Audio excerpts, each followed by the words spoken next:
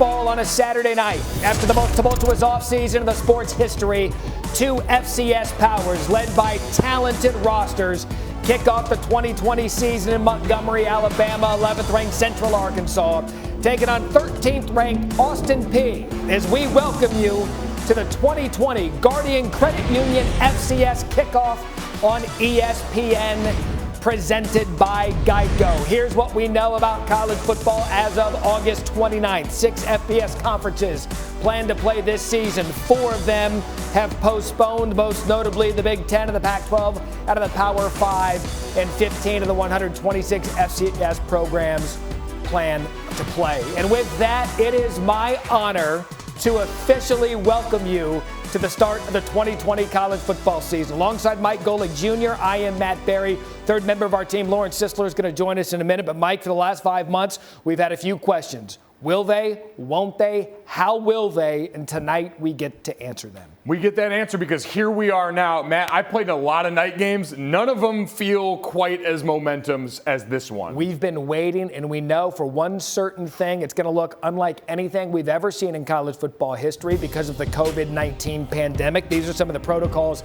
these teams will be dealing with throughout the season. Daily health screenings, most notably, weekly testing. Both of these programs tested on Wednesday before they got on their buses to make the trip to Montgomery, Alabama. So it's going to be a work in progress for every program in this country. It's going to be a work in progress, including for us. We can tell you tonight, 2,000 fans will be in attendance at the stadium, socially distanced. We are going to be doing our broadcast from here in our studio in Bristol, Connecticut, but it doesn't mean it's not going to be fun talking ball for 4 hours. But Mike is a former college football player. This just adds another layer of responsibility to these players. The minute you step on any college football campus, you are worn out by the words accountability and discipline. They're everywhere, plastered all over every part of your building. That took on a whole new meaning this summer. The COVID measures in place to help protect these athletes are something they had to adhere to, and they held each other accountable for, and they stayed disciplined to. And so now they get the payoff for all that work this summer. And a lot of that work has included drilling every possible scenario and situation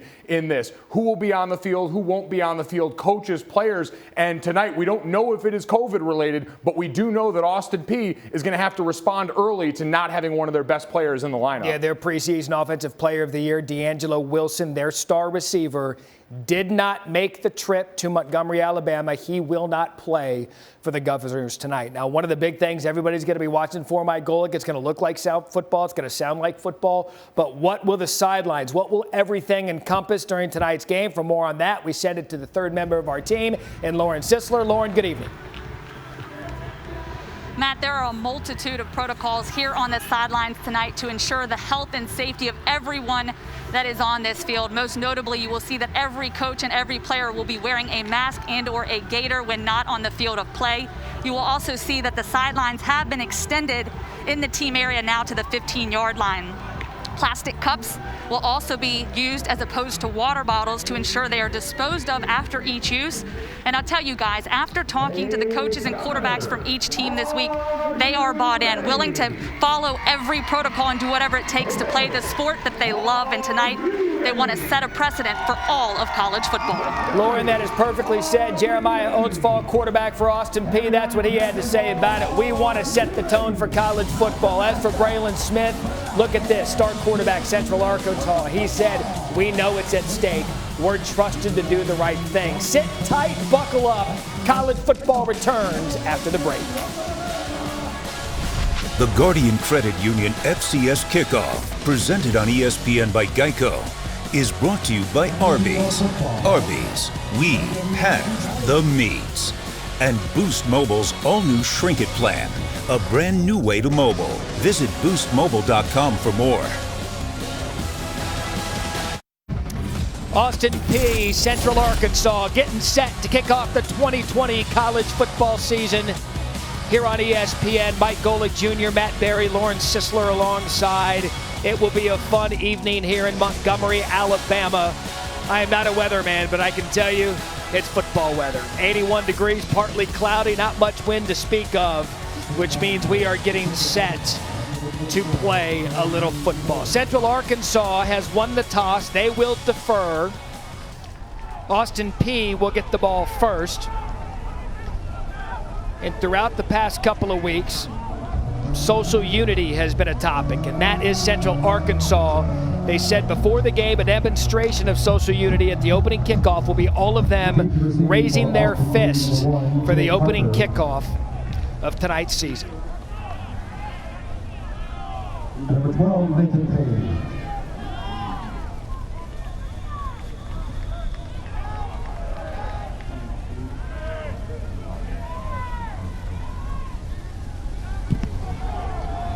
And the 2020 season is underway. Kick goes into the end zone.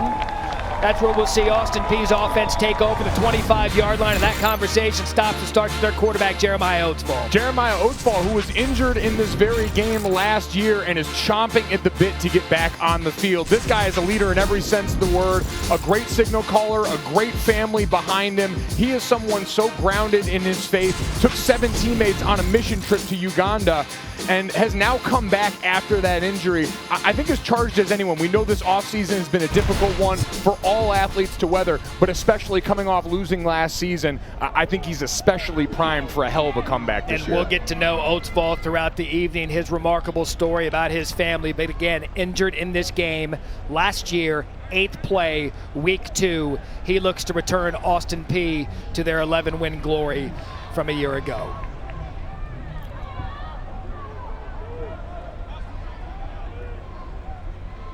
C.J. Evans in the backfield. He's the true freshman. And right away, Oatsfall is going to keep it. Pitch it to Evans. Evans, a nice block outside. And Evans has room. C.J. Evans makes a guy miss. And you wanted college football. First play, touchdown, Governors. 75 yards.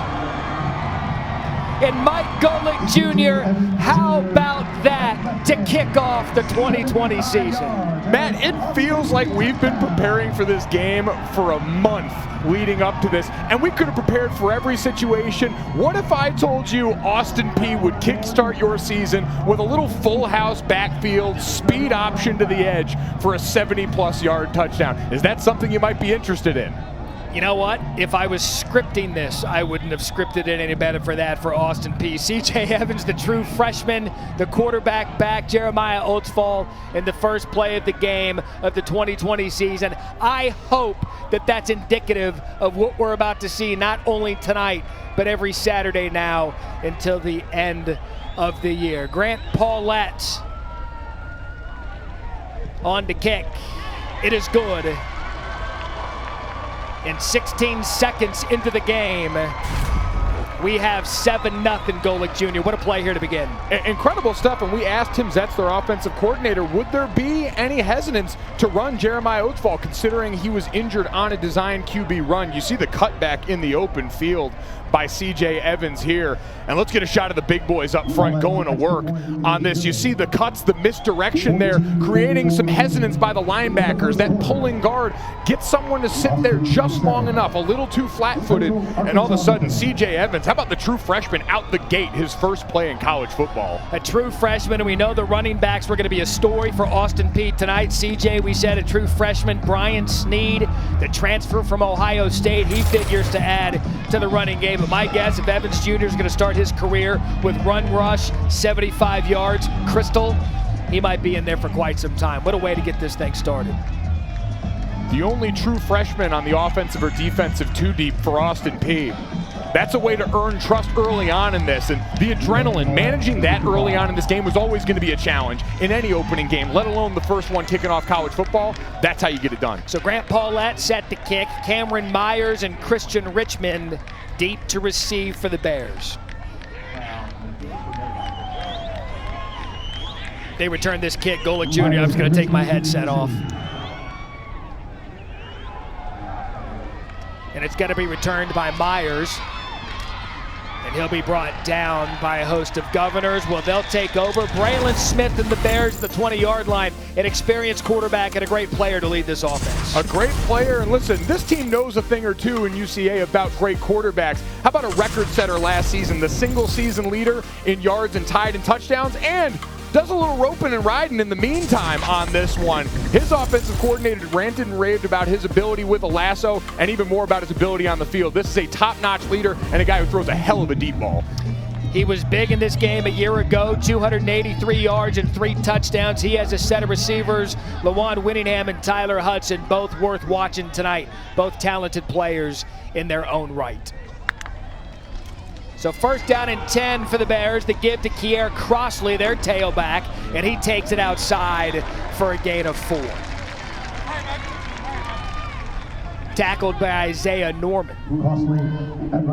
You're going into that first drive of the season, Matt. You're thinking about the little things here. Ball security, especially coming off an abbreviated offseason, making sure every exchange like the one we just saw there is clean.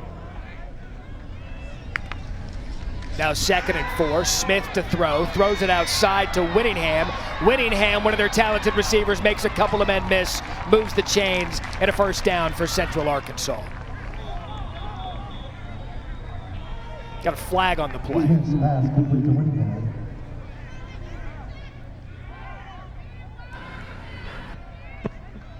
Roughing the passer, number 90 of the defense. It's a 15-yard foul.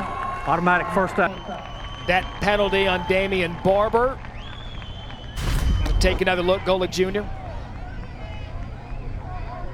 And well after he releases the ball, just no excuse for that. Even early with all that adrenaline, you got to understand that's 2 or 3 seconds after he lets go of that ball. That's an easy 15 yards after your team gained momentum early. I do want to get to some of the protocols with the officials. They will be wearing masks during the play. They will drop them if socially distanced afterwards.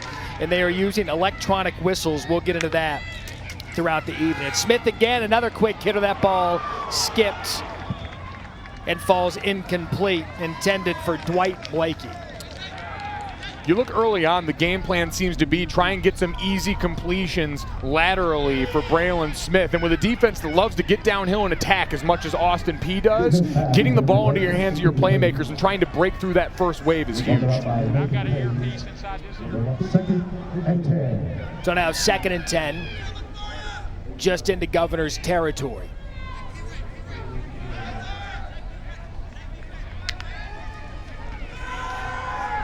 Smith again to throw, goes deep, lots of contact intended for Winningham.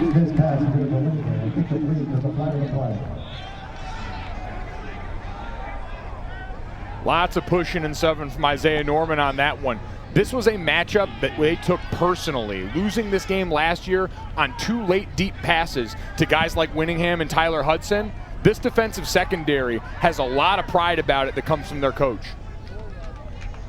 Pass interference, number 8 of the defense. That's a spot foul and an automatic first down. That penalty on Isaiah Norman. Due to helmet coming off. Left side of the screen, and Braylon saw this right at the beginning, isolated one-on-one. Anytime you see Hudson or Winningham one-on-one on the outside, you know Braylon's letting it fly that way. They call them 50-50 balls. It's more like 60-40 with these guys. So 2 big penalties for the Governor's defense. Again, keeps the drive alive for Central Arkansas. And again, Smith looks to throw, rolls out, throws right, has a man, drops, incomplete. That again, Blakey, the intended receiver. And getting Braylon Smith on the move going to be a big part of tonight again with the pressure coming from that defense. And you can't make it much more open than that. When you're sitting in the offensive meetings, that's exactly how you draw it up. So now, as we get into this and you look at these 2nd and long, potentially getting into 3rd and long situations down closer to the high red zone here, watch for more of those one-on-one balls to guys like Winningham. Ken Collins, the offensive coordinator, says that he loves that Braylon Smith, with all the experience and what he's been able to do with this offense for the last couple of years. 2nd and 10 now, Smith gonna go up top again. Tries to find Winningham, covered by Isaiah Norman. That is a matchup already we've seen the first few plays of this series. And it is going to be a fiery one. We talked to Dominic Bowman, their defensive secondaries coach, co-defensive coordinator, and he said, we're not changing for everybody. We know they've got great receivers, but we're going to get up, we're going to be a press man team and be physical the way we've already seen from Isaiah Norman in a couple of instances. So 3rd down now for the Bears offense.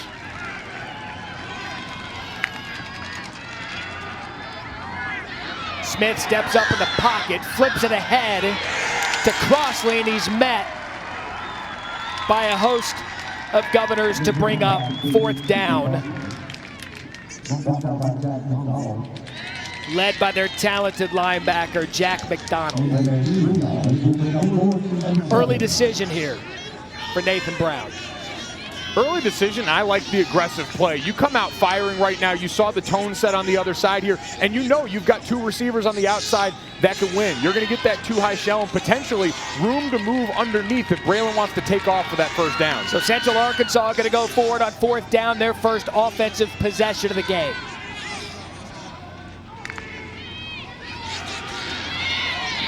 Smith again forced to step out of the pocket. That incomplete.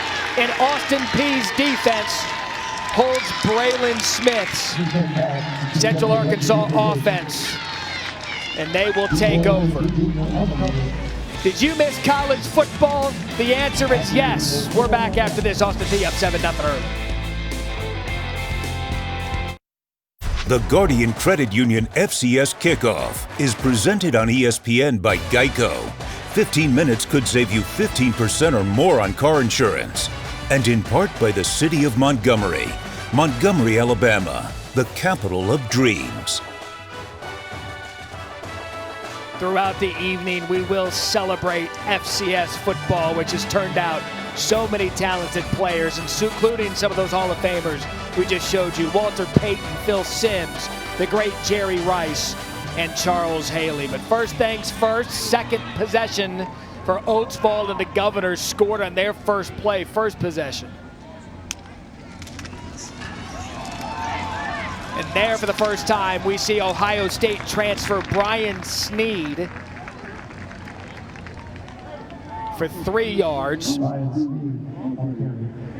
And Brian Sneed, a 5-star recruit coming out of Ohio State. He was dismissed from the team for an alleged sexual assault investigation, spent a year at a junior college, but we know this coaching staff is excited to have Sneed a part of their offensive team this year. Now 2nd and 7, Oatsville to throw, looks right, comes back. He's got the ability to run, and Oatsville knocked out of bounds, not before getting a great block to spring him outside. A first down for the Governors. Golick Jr. taking a look at some of their impact players. Absolutely. We talked about it. D'Angelo Williams not in the lineup for them, their best receiver from last year. But Benico Harley, an equally deadly guy in his own right, a former quarterback, now starring as one of their great wideouts. Jeremiah Oatsville, we know and love. And how about the defense for Central? J.W. Jones, some NFL pedigree in that family, and Robert Rochelle. There's a pair of great corners in this game on both sides. He's lining up in purple for Central Arkansas. The offensive coordinator Tim Zatz told us of Benico Harley. Reminds him a lot of Anquan Bolden. Wants to get him the ball early and often tonight. Again, it's Sneed off the right side for a physical run. Gain of 4 for Sneed. And you're seeing this full house backfield option looks right now, taking advantage of the personnel loss there and turning it into a positive, saying, all right, we know Brian Sneed, incredible talent. You're seeing Jay Parker lined up in that backfield, an incredible move player for them, a guy with plenty of juice to those feet. They're going to use him in a lot of different facets on this offense. And already you see the difference between Sneed and C.J. Evans and their running ability. Sneed, you can tell, just packs a punch when he runs the ball. A fake to Sneed. This time to Harley. He's going to throw. Incomplete.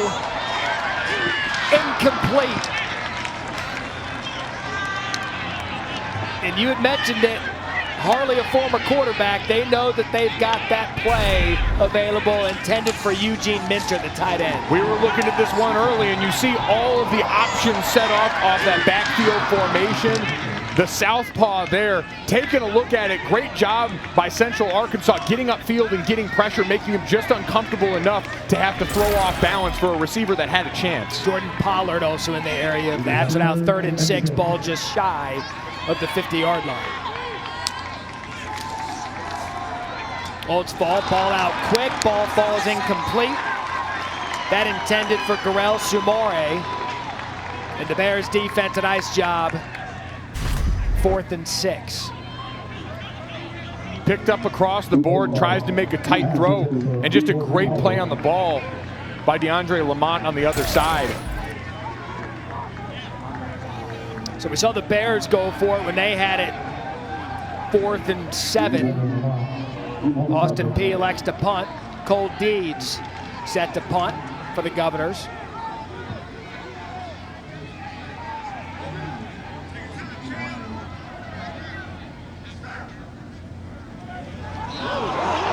Snap over the head. Deeds recovers it. And a costly error for the Governors' special teams as Central Arkansas is going to have a great opportunity and great field possession. Week 1 coming off a limited offseason. We know one of the most important points is going to be clean exchanges, both quarterback and center, and in this case, your long snapper and punter. Getting it off after a fumbled exchange. Back after this.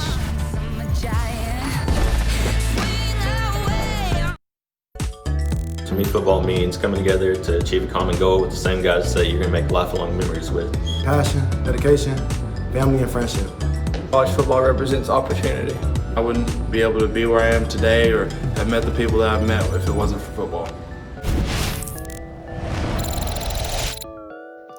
With all due respect to the stars of this sport, the other 98% that may not make it to the NFL, Saturdays for them mean everything. And you just heard what college football means to several of these Central Arkansas Bears who were just happy to be suited up prime time on ESPN. Second possession for Braylon Smith and the Bears offense. That's Kier Crosley off the left side and a nice gain on first down. Gain of 6 for Crosley. Taking a look now at the impact players for the Bears. We know it starts with the quarterbacks on both sides. Braylon Smith, we mentioned those great deep passes to guys like Lawan Winningham. And then the other side, Cordell Jackson. We talked about the other great defensive back. You're going to see him firing from all parts of the field. They want to get him involved in the blitz coverage in every aspect of this game. Worked on first down, right? Crosley again on second down. Looks to be just short of the first down and a gain of 3.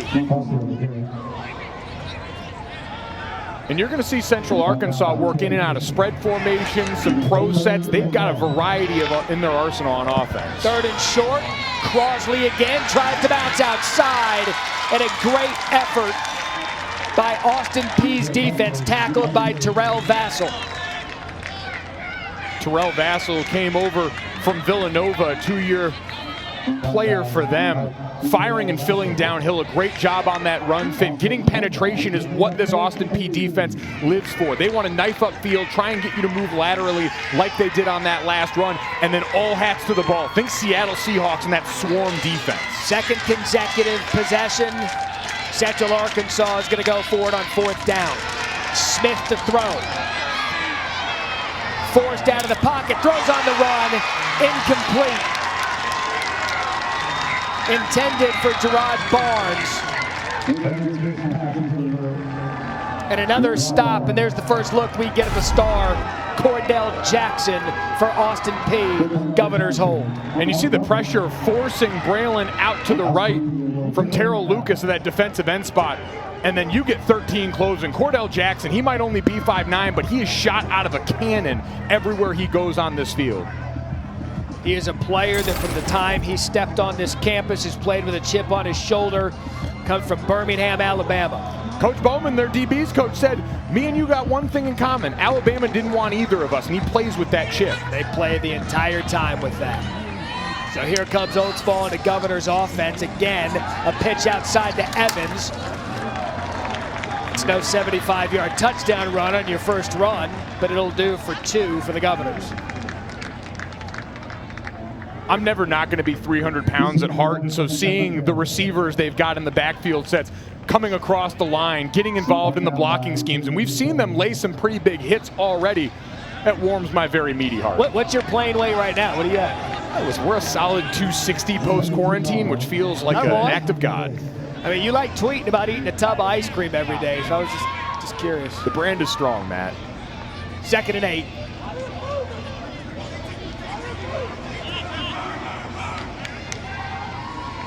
Play clock down to 5. Oatsfall gets the snap off, back to throw. Quick release. Over the middle, caught by Eugene Minter, and he's able to move the ball. You see the loss in here again. D'Angelo Wilson, their best player, the preseason offensive player of the year, not making the trip for them. Over 1,500 yards last year, and a guy who, outside of just the production, draws attention. He opens it up for guys like Benico Harley to get easier one-on-one looks, and so now you're going to have to figure out ways to manufacture a little more for the rest of the group. These two, Wilson along with Harley, regarded as the two best receivers perhaps in all of FCS. Wilson not making the trip for Austin Peay. Certainly a big blow to this offense early on in their first-year head coach, Marcus Lovings. Now 3rd and 2. And right up the middle for Brian Sneed. And he's going to be short of the first down, 4th and short.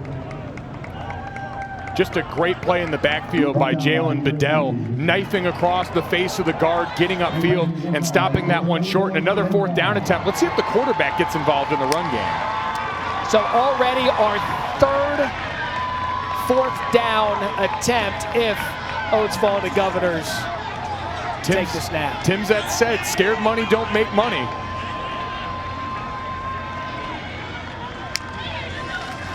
Plays off, Sneed up the middle, lowers his shoulder. He's going to get the first down for Austin Peay. And you're going to see that bare front by UC's defense, covering up all 3 offensive linemen. And how about the push from Bucky Williams and Blake Mitchell? Your left guard and center, driving that nose off the ball. You take care of the first level first, good things tend to happen. I'll tell you what, if you did a blueprint of what I want my running back to look like, Brian Sneed fits every bit of that blueprint. He runs hard. And this is a team that lost a lot of carries in production from their backfield last year, getting it in droves early. A play flake, Oatsville overthrows his intended receiver, Benico Harley. You were watching Austin Peay, Central Arkansas, in the first game of the 2020 football season. Matt Berry, Mike Golick Jr., Lawrence Sisler alongside in the Guardian Credit Union FCS kickoff, Montgomery, Alabama. And for a while, we were just wondering if we were going to get to see this beautiful sport again, and we can tell you we are up and running. You can, in fact, play football safely, and we've seen that midway through the first quarter. Oatsville to throw off his back foot. Had Harley, flag on the play. That one easy to call. These receivers getting free early and defensive back saying, I'll live to play another day. We're not going to give up another long touchdown like we saw on that first play. Number 9 of the defense. 15-yard penalty, automatic first down. Harley 6'1", 195. Again, their coaches compared him to Anquan Bolden, but still has the ability to stretch the field. Absolutely, and that's good on good right there. That's Robert Rochelle. That's arguably your best defensive player on the Central Arkansas side, a 2019 FCS All-American, preseason first team, All-Southland Conference. And that time, that round goes to the offense. And we've seen early some conservative play calling early on from both sides, runs from Austin Peay, short passes from Central Arkansas. The training wheels are off now. We're going downfield. We're midway through the first quarter. We've already had a touchdown, a couple of fourth down conversion for Austin Peay. And Oatsville, the keeper, faked it to Sneed, goes down right away. Tackled by Marquez Casey, gain of 2. Oatsville has that in him. Again, he got hurt early in this game a year ago, week 2 of the season. Said in our discussions with him earlier in the week, I don't know how much I'm going to run, but that's still in there. They said he's a guy that if you told him he couldn't run, you'd be limiting him. He'd be chomping at the bit. He'd be in your ear on the sideline. He's a fiery leader. He's a tattooed quarterback. He's speaking to every hog up in front of him blocking like that, and they love seeing the effort on a run to get those extra yards. So now 2nd and 8.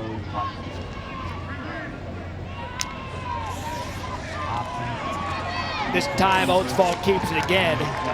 And I had mentioned 8th play, week 2 in this game against Central Arkansas last year. This is the play that injured Oatsville, ended his season.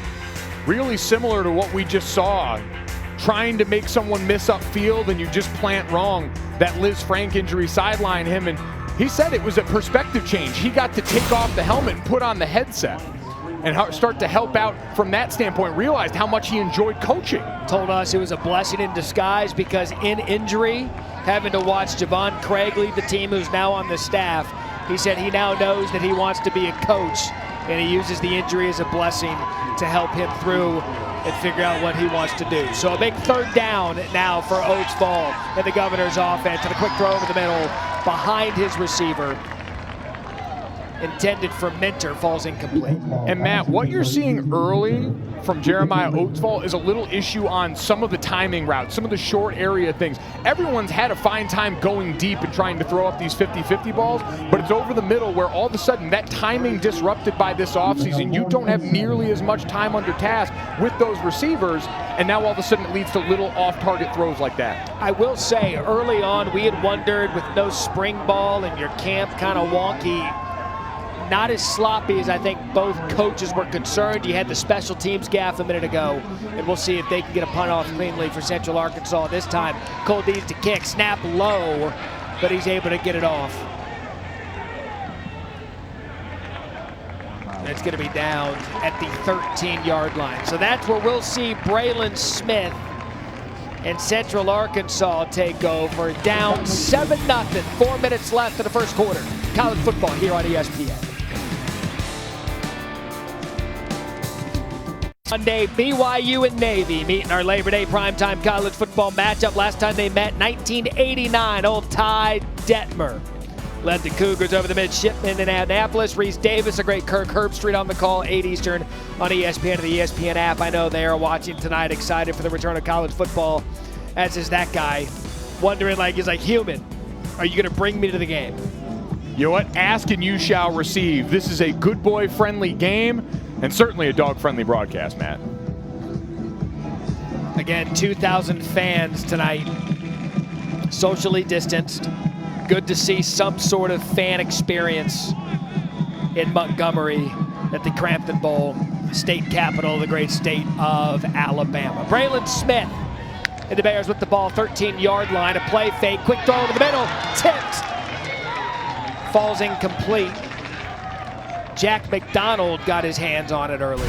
Mark Powell called him an old-school Big Ten linebacker, but how about the wiggle here?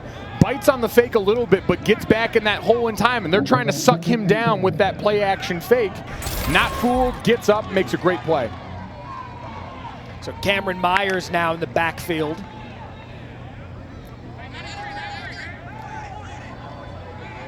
And they got him there. They saw the pressure with the dummy count.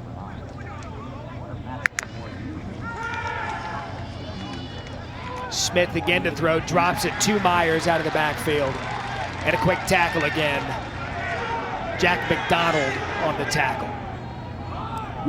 And so now third down, we know exactly what Braylon Smith's wired to look for here. It's going to be Lawan Winningham or Tyler Hudson, whichever one's got 1-and-1 on the edge, over to that single side. And it looks like Hudson's going to be over on the left side of the formation, singled up. We see him pressed out there. I'd be shocked if Braylon looks elsewhere.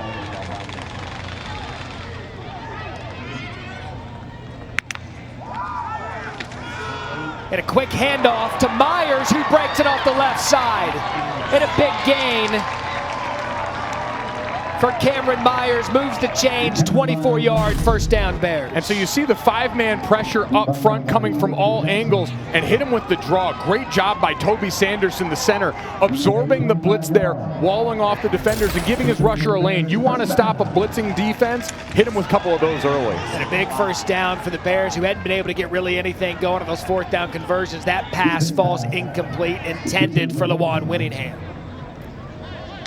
Both quarterbacks working through some accuracy issues early on these short area throws, but the coach is still trying to, almost like a basketball player we've seen inside the NBA bubble, just let it ball go through the basket, start to get that rhythm back after a long offseason. High percentage passes to get the confidence going. Again, Myers in the backfield, and again, Cameron Myers giving Central Arkansas a little pump of offense, 10 yards and another first down. Motion out of the backfield, gets the linebacker to move, create some space, and history, we've got a tackle by number 0. And here we go, tempo, Smith, play fake. He's just gonna give up there. Goes down for a minimal gain. Now you heard Golick Jr. say history as Cordell Jackson makes the tackle. Tell the good people at home why number 0 is historic. This is the first time college football is allowing players to wear that single-digit 0. A rare bit of common sense. Everyone loves the single digit so much. Let them rock it. So you had Troy Henderson making that tackle. I, for one, would like to see it only worn by defensive linemen over 310 pounds, but I don't make the rules here. Congratulations, Troy Henderson. You are now the answer to a trivia question. 2nd and 11. Smith, good toss there to Winningham over the middle. And a gain of 8. So 3rd and 3 coming up for Central Arkansas. And you saw the last time Austin Peay brings pressure, you get hit with the draw. Number 1 rule as an offensive line, if you don't want to see a blitz again, stop it the first time. Would it be interesting to see if Austin Peay all of a sudden backs off, maybe plays a little coverage here?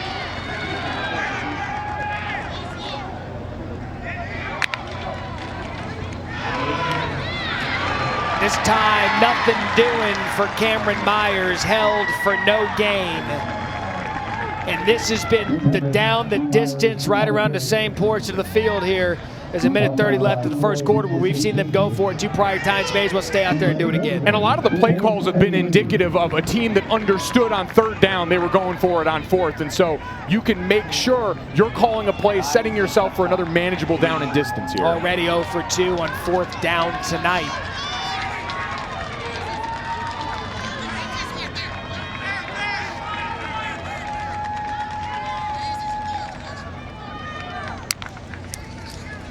This time Smith takes it outside, pitches it to Myers, and that's going to be close. 1st down, Central Arkansas. Great job by Braylon Smith here, holding as long as he can, challenging that outside shoulder of the defender, and then finally letting it go there. A great option against the team that have been bringing edge pressure on this drive. And Kier Crossley back in the backfield. He got the start for Central Arkansas, and a quick throw up top intended for Tyler Hudson falls incomplete. The battle going on the outside right now is fun to watch. And again, it is personal for these Austin Peay defensive backs. They remember how that game ended last year. 43-yard touchdown, 18-yard touchdown for a 4th quarter comeback for Central Arkansas. They're making sure it's not on their shoulders again. I love talking with Dominic Bowman, the defensive back. This defense gets their attitude from Bowman, and he was fun to watch. He made me want to throw a hat on. That's Crossley, nothing doing for him. Said he tells his defensive backs in the meeting, if you're juiceless, you're useless. The combination of him and Mark Powell, they said they get to be kind of good cop, bad cop. They're the yin to their yang in this situation. And you see it's worked out well for a defense that really embodies the best of both of them. Smart, cerebral, but ready to fly downhill and attack. All right, so 3rd and 9 as we come to the end of the first quarter in the Guardian Credit Union FCS kickoff. And I'll tell you what, we couldn't have got this thing better started than we did with C.J. Evans. 75-yard first play of the game. College football is back on ESPN.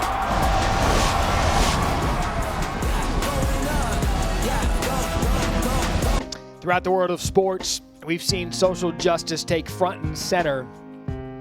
NBA, NFL, now college football, a demonstration of social unity tonight at kickoff for Central Arkansas. They locked arms with each other, raised their fist at kickoff as a show of solidarity with their teammates. Nathan Brown, their head coach, told us this week with regards to the discussions he's had with his team. He said, as a person, I've grown a lot better and more open. The conversations he's had with his quarterback, Braylon Smith, he said is something he will never forget to build their relationship as they begin this season. Now 3rd and 9 for Smith, and again, he is forced to scramble. It is picked off. Jack McDonald intercepts it to start the 2nd quarter for Austin Peay. Governor's ball. You'll see number 18 in the middle of the screen again. Their defensive coordinators said he was an old school Big Ten linebacker. I'm not gonna lie, he's moving a little better than a box linebacker. Great job flushing, getting pressure, and breaking on the ball right there. He understood the quarterback was gonna be looking for a bailout in that check down.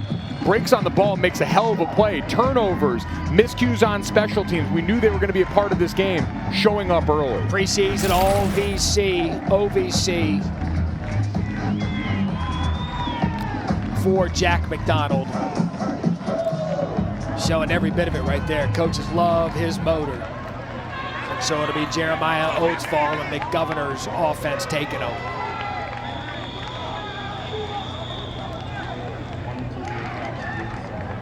Delay game.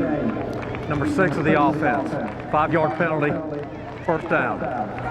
Matt, we saw that demonstration pregame by Central Arkansas. Really, this offseason, as a former college football player, watching these athletes find their voice has been one of the most fulfilling things I've ever seen. And it's been on this front saying we want our voices heard when it comes to our lives mattering, our black teammates being heard and being valued for the great men that they are. And seeing that unity, the solidarity in locker rooms coming out to the field is huge. Braylon Smith told us that it changes a locker room, and it's changed the locker room for good. As Oatsfall goes up top, and it's caught by Jordan Pollard.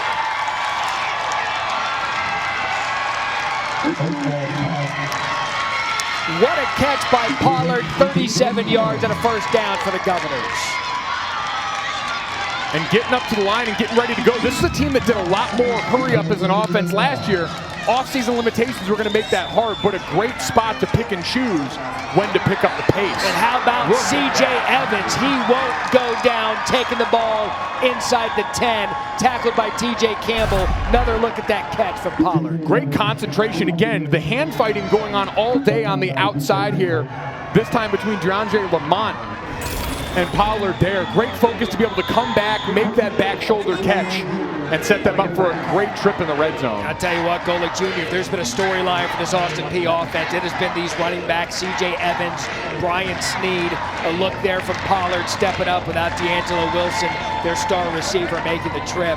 So far, Marcus Lovins has to feel good about the guys stepping up for his offense. Absolutely, and this is a great spot to keep an eye on Jay Parker. Small body on the field. As there's a review going on now, the officials are going to take a look under the hood. 7-0 here. The play was reviewed, the catch from Jordan Pollard. The replay official had buzzed it in prior to the run from C.J. Evans, so that 15-yard run does not count. However, this great catch by Pollard does. You take a look again at the concentration going to the ground, and it's important maintaining control. Anytime you're going to the ground now, got the 1 foot in, and to be able to hold on to it securely and then make that next move ultimately is why he brings this one down. Again, with all that contact, can't overstate how impressive that is. So the catch from Pollard stands. 15-yard run does not by Evans. So it'll be 1st and 10. 22-yard line for the Governors. That's Brian Sneed back in the backfield. And a nice cut outside for Sneed. And a hard run, ball comes out, falls out of bounds. Gain of 9 for Sneed. Great job almost taking 2 here on the edge. Number 57, the left tackle, Garrett Bell, working on the end, gets just enough of number 4 coming over there as we see the fumble out of bounds, thankfully preserving possession for Austin Peay. So Sneed, 5 carries, 22 yards. He's had the most carries. C.J. Evans scored a 75-yard touchdown. He leads the way with 77 yards. But early on, they've made their running game a priority. And you've seen when it's hitting with the running backs like this, it means that quarterback option version of this backfield set all of a sudden going to start to open up as these linebackers bear down. So now 1st and 10 as the Governors in the red zone. A give to Sneed. Another cut outside, and Sneed takes the ball inside the 10. Tackled by Malik Wilson. Gain of 3. Malik Wilson filling downhill early on in this one. And the way we've seen this play called, it seems like Austin Peay could be content to keep grinding this out on the ground. We know 4th down, no stranger for either of these teams. I'd say it's been a good mix of aggressive and a good mix of get the ball conservatively, run the ball, make that a priority. Now 2nd and 7. Again, give it to Sneed. Left side, short gain. Tackled by Dre Matthews. And we talked all about Austin Peay's defense rallying to the ball. Dre Matthews in this Central Arkansas side would like a word here. Chasing down from the backside, those are all effort plays in this situation. Stringing out along the front and then let your guys make a play and force now a 3rd and medium here in the low red zone. This is a defense that returned 9 of 11 starters from a year ago. A lot of experience on this side of the ball. Nathan Brown and defensive coordinator Chad Williams said that if there's going to be a unit that keeps them in games, it's going to be this experienced defense. So now 3rd and 6. Snead takes the ball off the left side and met immediately by Cameron Godfrey. What great pursuit out of Godfrey to make that tackle on Snead. You're seeing all those familiar faces around the ball, and this is just a situation where you get great penetration by Caden Brown. They force him to bounce outside. But if you're Snead, knowing down and distance, they called that again with 4th down in mind. You got to get upfield, not bounce it, lose the yardage that forces the kick here. So Grant Paulette lines up for the field goal. Oldsball the holder.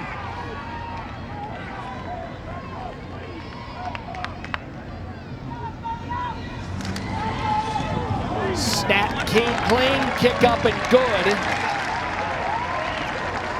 As Austin Peay takes a 10-0 lead here in the 2nd quarter. 28-yard field goal good. We're back after this. College football means to me somewhere where we can, escape from the outside world, what's going on today. A place where we can compete, have fun, and build lifelong friends. College football is something that I've dreamed about since I was a little kid. Without football, I wouldn't know where I'd be. A place where, you get to come together and be together, part of a team. College football to me means life. Thankfully, Austin Peay gave me the chance to fulfill those dreams. It just brings my family together, and I feel like college football does that around the world. Well, there are those that go on to have success and fame in the NFL. College football is not a minor league for the NFL. It's its own beautiful sport that plays on Saturdays throughout the country. And this is an example of it tonight with Austin Peay in Central Arkansas as you hear what this sport means to them. It's a year-round cycle for all of these players. The amount of time they spend with their teammates, their coaches, to try and come out for these 12, potentially 13 Saturdays of fall and get to put their gifts on display. And you've seen this offseason's given that a whole new meaning for a lot of guys that put on a helmet. So Grant Paulette set to kick for Austin Peay. Cameron Myers and Christian Richmond deep to receive for the Bears.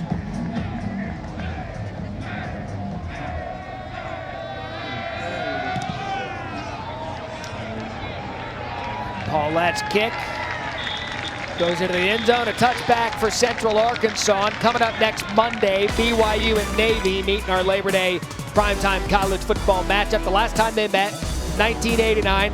How about Ty Detmer? Led the Cougars over the midshipmen in Annapolis. Reese Davis, Kirk Herbstreit on the call, 8 Eastern on ESPN and the ESPN app. It is not Labor Day without a good college football game, and it is so good to see Notre Dame, one of our service academies, playing football again. Absolutely. Navy and Notre Dame were supposed to kick off this season in Ireland. We remember that was part of the original plans that, like everything else, had to change. Really happy to see the midshipmen still out there putting on a show with that triple option attack. You could do a whole series as a player, Lawan Whittingham, quick to get started on that play. You can do a whole series on what our service academies mean to the sport of college football. Not only what they do to just play, but what they're headed for after their playing career. So to be able to save the season for Navy to just get out there and play Notre Dame is a great sight to see. It really is incredible, and having a chance to play the service academies during my time at Notre Dame, but to get to see my first Army-Navy game up close, it's just different. Just one of the great Saturdays in this sport. Braylon Smith, quick shovel pass there to Cameron Myers in the backfield. Tackled by Tyque's legs. And they saw the bit of underneath action there. Might be time to get back to some of those screens along the perimeter that we saw. Austin Peay loading up on the box here. He's surprised we haven't seen them take more shots with the experience they have at quarterback and Braylon Smith. A little bit early, but you've seen them a bit erratic on some of these short throws. I really think they're still trying to find that rhythm. So that was a loss of 3 for Myers. Now 2nd and 3, and again Smith forced out of the pocket. Completes the throw to Jack Short. And Jack Short takes out half of Austin Peay's equipment on the sideline. 1st and 10, gain of 27. Watch two and white. Gerard Barnes drawing all the attention coming across that formation. And Jack Short sneaks out to the right side, gets in the flat, and shoulders the heating unit for good measure. Lay the lumber, big fella. Why do we have a heating unit? I think it's more of like an AC unit, maybe. I was never sure what that did. All right. Nonetheless, big play for Smith. Again, he goes up top, and what a grab by Tyler Hudson. I think he got the feet down. Wow, what an effort. Now they're going to wave it incomplete, but let's have another look as Hudson.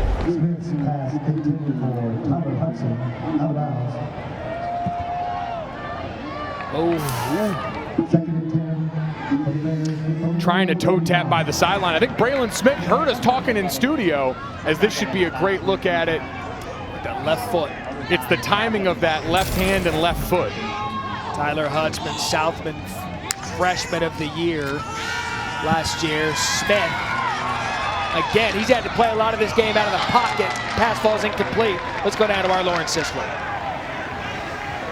Yeah, guys, offensive coordinator and QB coach Ken Cullums, also a record-setting quarterback here at UCA, said every quarterback has a panic button located somewhere, and yet Braylon Smith has never hit it. He just takes responsibilities, rolls with the punches, and doesn't get shaken. You can see that as they've continued to go on it on 4th down. Even his demeanor stays the same, whether he gets hit hard or he throws a touchdown. He's even keel, and he's an extremely poised quarterback. Lauren, that's a great point. They said with Smith, the first quality you want in your quarterback is toughness. He's got every bit of that. As again, he's played a lot of this game, forced out of the pocket from this Austin Peay defense. Now 3rd and 10. Smith able to stay in the pocket there, and a good throw over the middle to Hudson. That'll be enough for the 1st down to move the chains for Central Arkansas. And to be able to fit that ball in the tight window, you're going to see number 4, Kobe Perry, as he puts that ball just over the top of the defender, right in that gap in the zone defense for a great 1st down. Gain of 18, now a little bit of tempo as Cameron Myers takes it up the middle. Mason Harwell on the tackle, just a gain of 1. This was a ground game that only averaged 88 yards rushing per game last year. Plays like that, passing to set up open run lanes for a unit that had struggled with that so mightily, might be the medicine to making this a bit more of a balanced attack.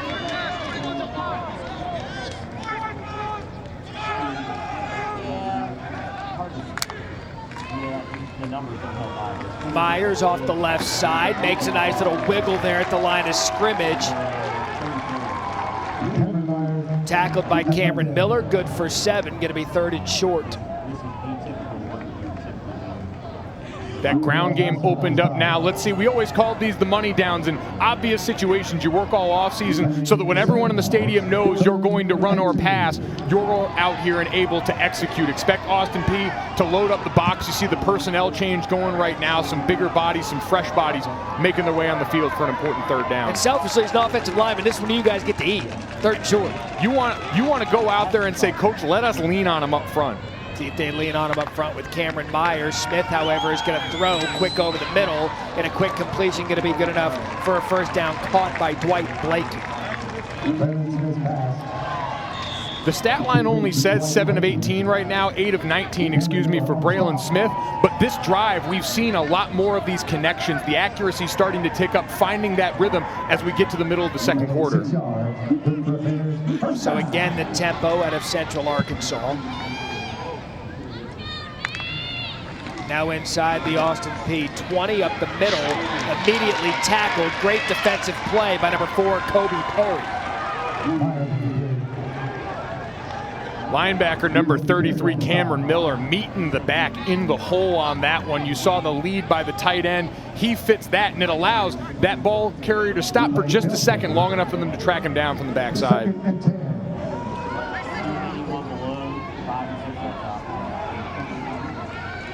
So no gain on the play, 2nd and 10.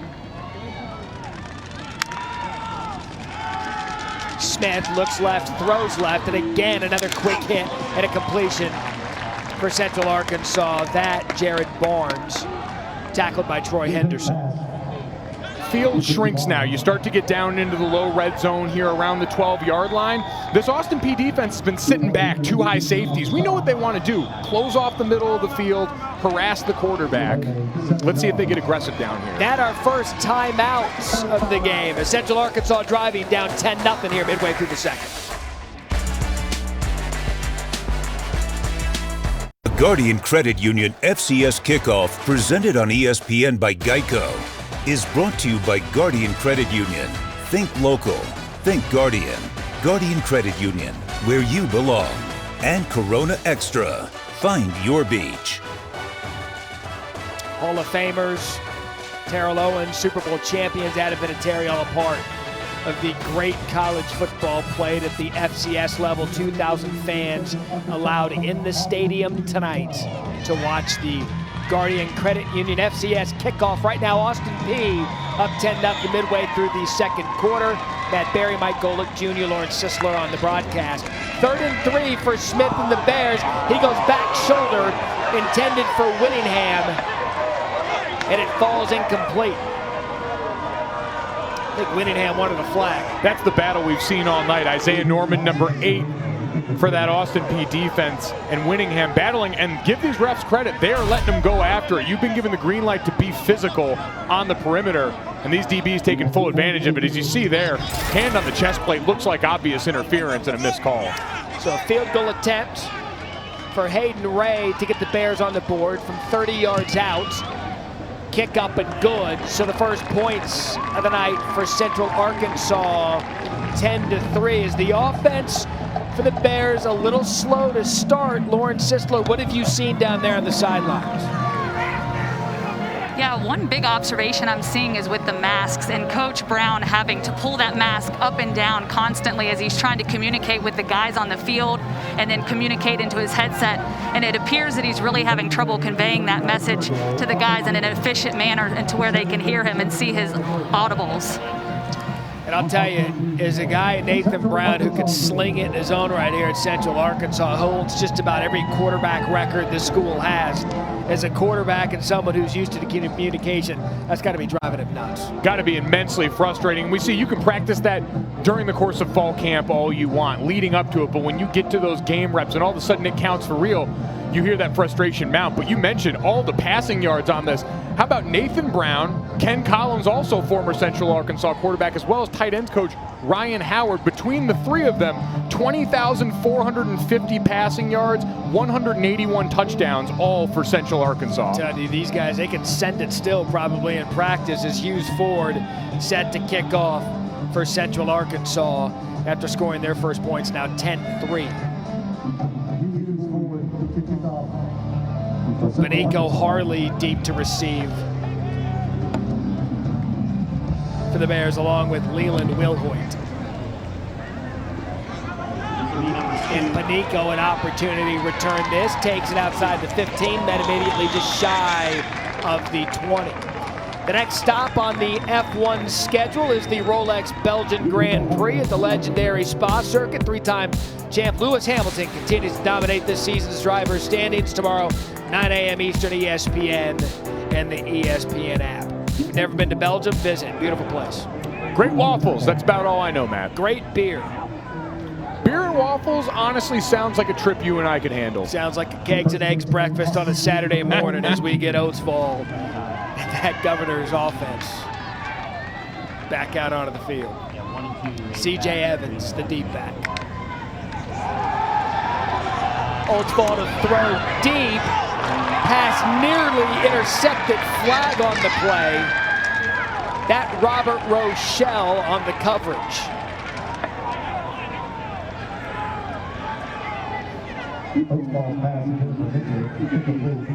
This is now the second penalty we've seen on Rochelle, who's looking across the sideline at those Austin Peay defensive backs, wondering how they're getting away with everything, and he's getting the flags.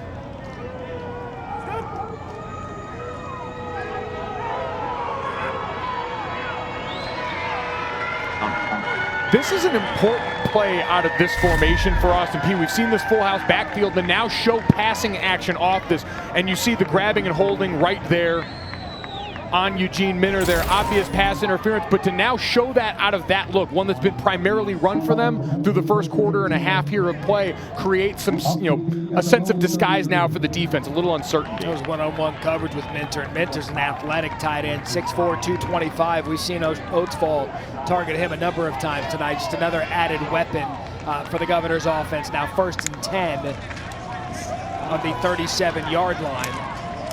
A little stutter step out of Evans, all for naught, tackled by Davis Harrison. You've seen Evans have a lot of success fighting for those extra yards. Smaller guy, 5'9", 182, not going to bruise you up, but fighting for tough yards in between the tackles. That's always the knock on some of these smaller backs, but we remember the Christian McCaffreys of the world who didn't get the credit for being the between the tackles runners that they truly were. CJ showing off a lot of that short area quickness inside. True freshman out of Mobile, Alabama. He was in the 7A All-State All-Star game, the Mississippi-Alabama All-Star game, and he's got quicks, as we saw on the opening play of this game. Now 2nd and 7 for Austin Peay. Oatsfall fakes, whistle blown, and a flag on the play.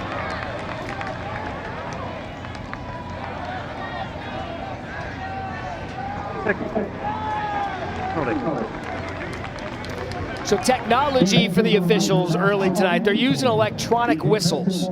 So because of COVID protocol, they're not putting the whistle in and out of their mouth throughout the game if they're going in and the word was used, spittle going all over the place with the whistle. They're using electronic whistles where the noise emanates from something on their belt. We talked about the masks for the coaches, the protocol for the players. Even the referees are not immune to everyone having to make adjustments during these uncertain times. So when I'm wondering if sometimes they're pressing the whistle button as opposed to the microphone button. Week 1, we'll get there. C.J. Evans in the backfield and a nice cut up the middle. Hit hard by Cameron Godfrey, but a nice gain for 7 yards for Evans. C.J. Evans over here. Brought down by Cameron Godfrey.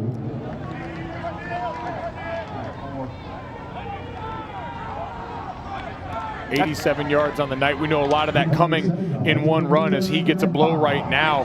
And having Snead out there, having some depth in that backfield now as you're breaking in new runners after losing your top group from last year, most all of your production in that position. And I'll tell you, Evans Jr., Brian Snead, who's in the backfield now, been impressive. 3rd and 5 for Oatsfall, forced out of the pocket, throws across the field, falls incomplete. Intended for Vincent Taylor. And the Governors are going to have to punt. Again, a bear look up front. You see all 3 players covered inside. That twist creates some pressure, shortens the edge, and gets a hit on Jeremiah Oatsfall. Both of these quarterbacks have really struggled flush from the pocket tonight, trying to set their feet and throw. J.W. Jones brings the pressure, lays one on Oatsfall after the pass was thrown. Cole Deeds, the punter. Tyler Hudson deep to receive. Early in this game, we saw a snap go over Deeds' head, and that one low, and again the snap, the issue. Deeds tries to pick it up, and the second miscue on special teams for the punting unit for Austin Peay. Tackled by Dwight Blakey, and the Central Arkansas Bears now great field position to try to tie this thing up. Another miscue by that special team. And this is the unfortunate part for Miller there. You see on the snap, after that first one went overhead, the mind games began, and you knew he was going to be erring on the side of caution. He wasn't going to put the normal umpy scene behind that snap 1,000 times in practice. And so you get a situation here where thankfully your punter's able to hold on to the ball, but now great field position and going for the end zone. I'm sure Central Arkansas trying to capitalize on this big swing. And I thought you had made a great point. Nick Screenock is the long snapper. You make a great point with him. That's going to be in his head now for the rest of the game. He's been thinking about that after the first long snap that went over his head. Now he's got to deal with another bad snap. And now Central Arkansas, 10-yard line, 1st and 10. One-on-one coverage. Smith up top and overthrows Winningham. Just like we said, going for the end zone coming off a play like that's a no-brainer. And he had him beat. He had all the one-on-one coverage you could have ever hoped for a receiver that size. Got to put him on him. Err on the side of underthrowing that and let your big-bodied guy go up and make a play. If you look at Smith's number, a little bit of struggles tonight. 9 of 22, 87 yards and the interception. They got 2nd and 10. School record 3,700 yards a year ago, now 2nd and 10. Up the middle to Crossley. And he's met immediately, tackled by Troy Henderson. Here, Crossley on the carry. Great job by your offensive line trying to just create a hole up there somewhere, as now you get another 3rd and 7 situation. And for me, if it ain't broke, don't fix it right here. You've got those one-on-one matchups. Your receivers have been getting wins out there. You just got to put it on. And if you're Braylon Smith in this situation, gain confidence by throwing a nice jump ball to a guy like Lawan Winningham and give him another chance at it.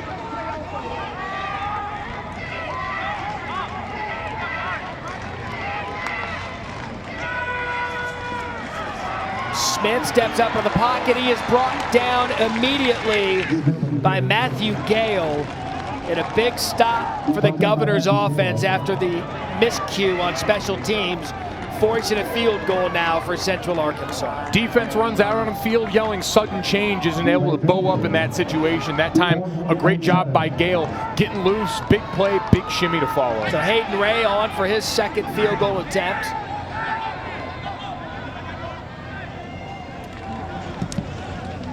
Kick up and good for Ray. And so Central Arkansas able to take advantage of the miscue to get 10-6. 26-yard field goal by Hayden Ray. 10-6 Austin Peay.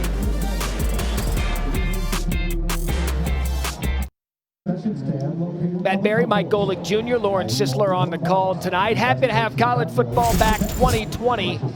Austin Peay up 10-6 over Central Arkansas.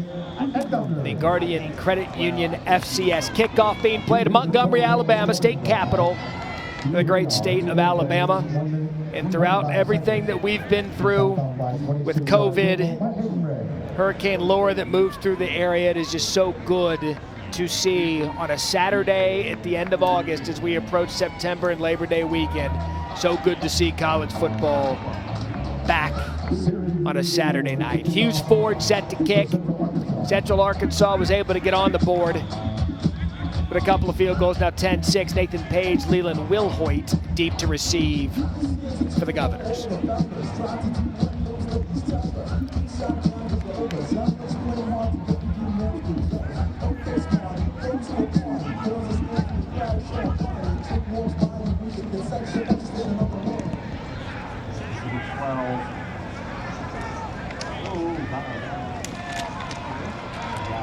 Page able to return that one, takes it up to the 24-yard line as we check into the studio with Kevin Connors. And Matt, coming up at the half, we're going to remind America who's playing in 2020 and who's not. What a concept. We'll also get Trevor Matich's thoughts on the idea of some possibly starting the college football season in November. Plus, who's the biggest threat to Clemson? All that coming up when you join me and Trevor Matich at the half. Matt, week 1, game 1, and we're already speculating. Come on, Casey. I love those studio guys. Those studio crews on Saturdays. Rob Lemley, Riv, Steve Oling, Mike Diesenhoff all do a great job. Studio hosts are fantastic. Now 1st and 10 for Oates Fall and the Governors. And a shovel pass up the middle to C.J. Evans. Minimal gain for Evans. Little shovel and some traffic right there, and it's all those little plays that are going to make the world of difference there. Matt, on that kickoff, it won't go down in the scoreboard or anything like that, but Nathan Page close to the sideline there, choosing not to field that ball potentially with a foot out of bounds. Usually better off of bounds, but that close to the sideline, do you let it go out of bounds maybe? If you catch it with a foot out of bounds, it's just as good, and all of a sudden you improve field position. Therein lies the gamble. You're thinking a kick returner always wants to return it. If it stays and takes a wonky hop back in bounds, then you could be in a different situation, but a great point from you. Now 2nd and 7. And again, it's Evans up the middle. Tackled by Cameron Godfrey. Short gain of 2. I appreciate the work Eugene Minner is doing. It's not always pretty, but we've seen him highlight in the pass game a couple of times there. Once a near miss and a penalty drawn and a play action shot. But he's getting down and working in the run game. And with tight ends, we know the technique's not always going to be perfect, but the effort to get your hat down in there and dig a guy out gets you some of those tough yards for 3rd and median. So this is a big 3rd and 5 with Central Arkansas having a little bit of momentum on offense. if Austin Peay can convert, keep the ball, get something done here in the 2-minute drill before the half. Oatsfall. Pressured. Able to get out of it and just pushes it forward. What an effort, finds Benico Harley. And Harley off to the races just off the other side at the 50-yard line. That is the athleticism of Jeremiah Oatsfall in a nutshell. And great timing on the blitz. You got a free run at the quarterback there, and somehow Oatsfall Houdini's his way out of the situation and then makes the freak show pitch to Benico Harley. A great run after the catch receiver in normal circumstances, and there, he's off and running. What an individual effort by Jeremiah Oatsfall. 23-yard completion, Oatsfall to Harley, converts the first down, now under 2 minutes. 49-yard line for Austin Peay, still have 2 timeouts left. Play fake, pressured again. Able to avoid the pressure, what a block. No flag on the play as Oatsfall again. You said Houdini and maybe a Patrick Mahomes-like effort there to shovel it out to Harley. And you've already seen in the subsequent plays the softening effects on the defense. So they did throw a flag, and it's a personal foul. And that's frustrating for a lot of old school players who look and see those crackback opportunities as a badge of honor. But we know as player safety has become more and more a part of the game, coming back towards the line of scrimmage now, even getting in front of him in that situation, still a penalty. Now Harley does lead with the shoulder. Important to note Didn't because lead we with the crown of the know helmet. the targeting mechanisms that potentially come and play them. But you're right, leading with the shoulder, getting to the front, but that blindside opportunity that used to be just another part of the game, a chance for a great hit. We had a jacked up segment on NFL Sunday Countdown for the hell of it.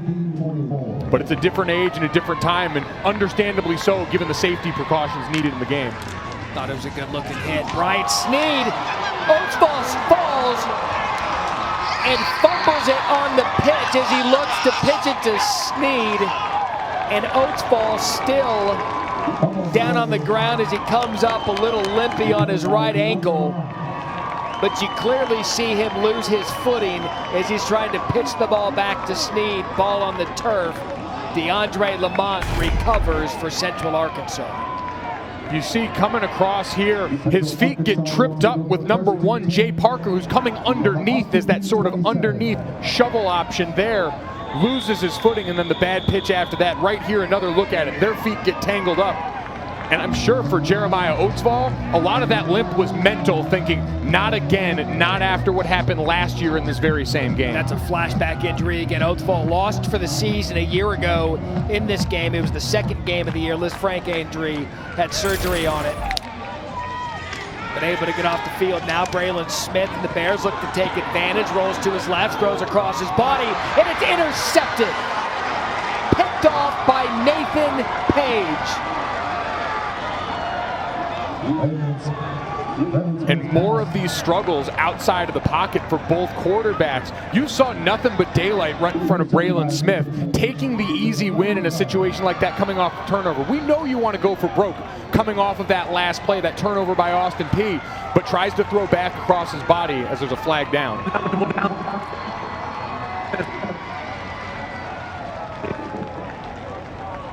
Ineligible receiver downfield. I'll translate you for it. Doesn't matter. Play declines. Interception, Nathan Page. What an answer out of this Governor's defense after a quick turnover by the Governor's offense.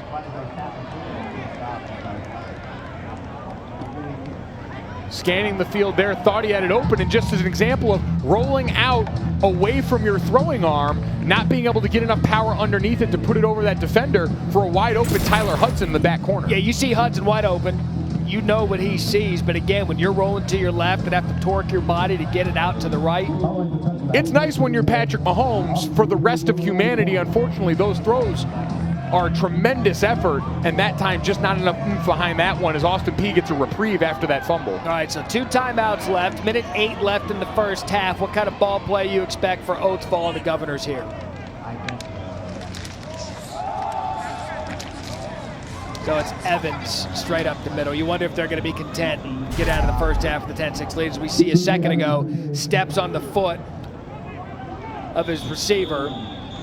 And for Oatsfall, I know some of these are read option looks. Get the ball out of his hands for the end of this quarter here. Get him into the locker room where he's got a chance to take a breath after a play that I'm sure was a major flashback. And that Parker that stepped on it. You could see him wincing in pain when he came back out of the field. After Austin Peay was able to get the interception. But we are happy to be with you. Mike Golick Jr., Matt Berry, Lawrence Sisler. As we approach 10:30 here on the East Coast, this is the first football game of the 2020 regular season. Here's where we stand going into September. 6 of the 10 FBS conferences have said they will plan to play ACC, Big 12, SEC out of the Power 5.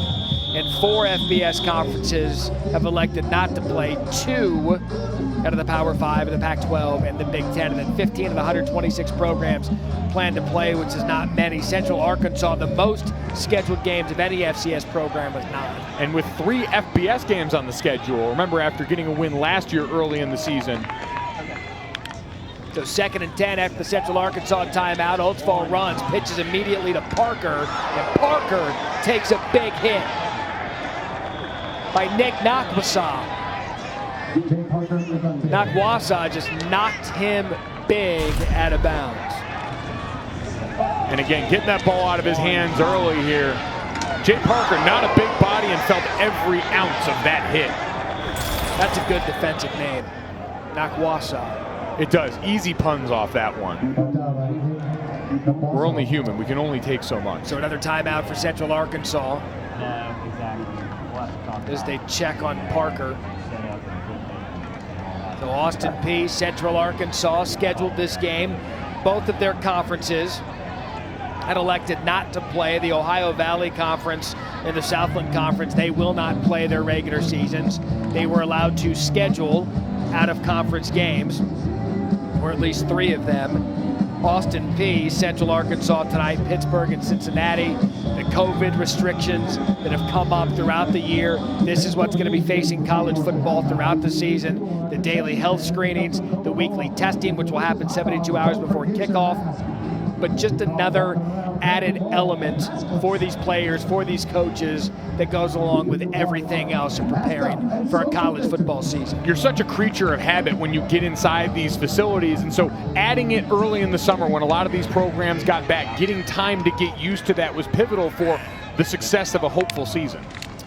So 3rd and 3, Oatsfall, quick shovel to Evans. Trouble pass complete to C.J. Evans. No gain.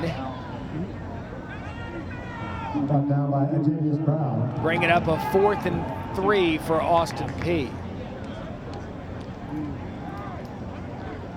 And we see it looks like they're going to let this wind down, go timeout. So Central Arkansas appears to have used their final timeout. See if they can't give one more go at it offensively. And we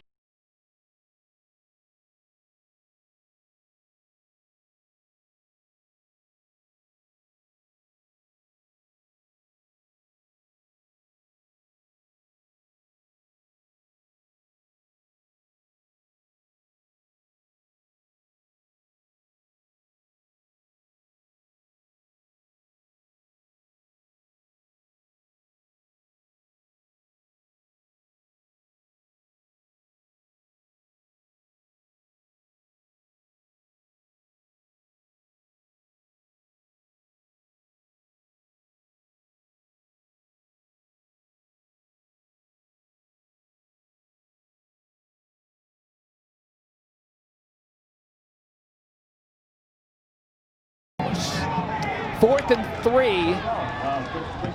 and Oatsfall, little pooch punt, executed to perfection at the 26-yard line. So a good punt there out of Oatsfall. But Marcus Lovins, you can tell his love of his team, his passion for his team, and he told us, look, he's got a lot of coaching influences that have taken him through his career, from Dan Mullen to Manny Diaz. He was on Mississippi State staff. Sylvester Croom was one of the coaches. that he looked up to, saying that the one thing Kroom taught him as a coach was to care about your players.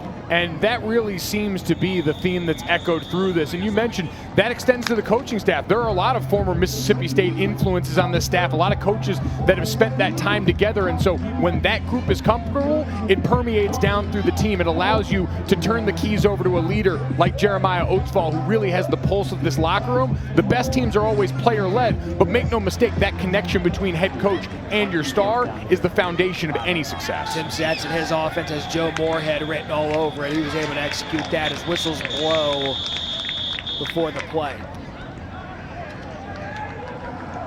Delay game, number 3 of the offense. 5-yard penalty, still first down. Braylon Smith, you see in this game last year, 283 yards and 3 touchdowns. Not what we thought we'd see out of a quarterback. We had a school record last year with 3,700 yards passing, 32 touchdowns.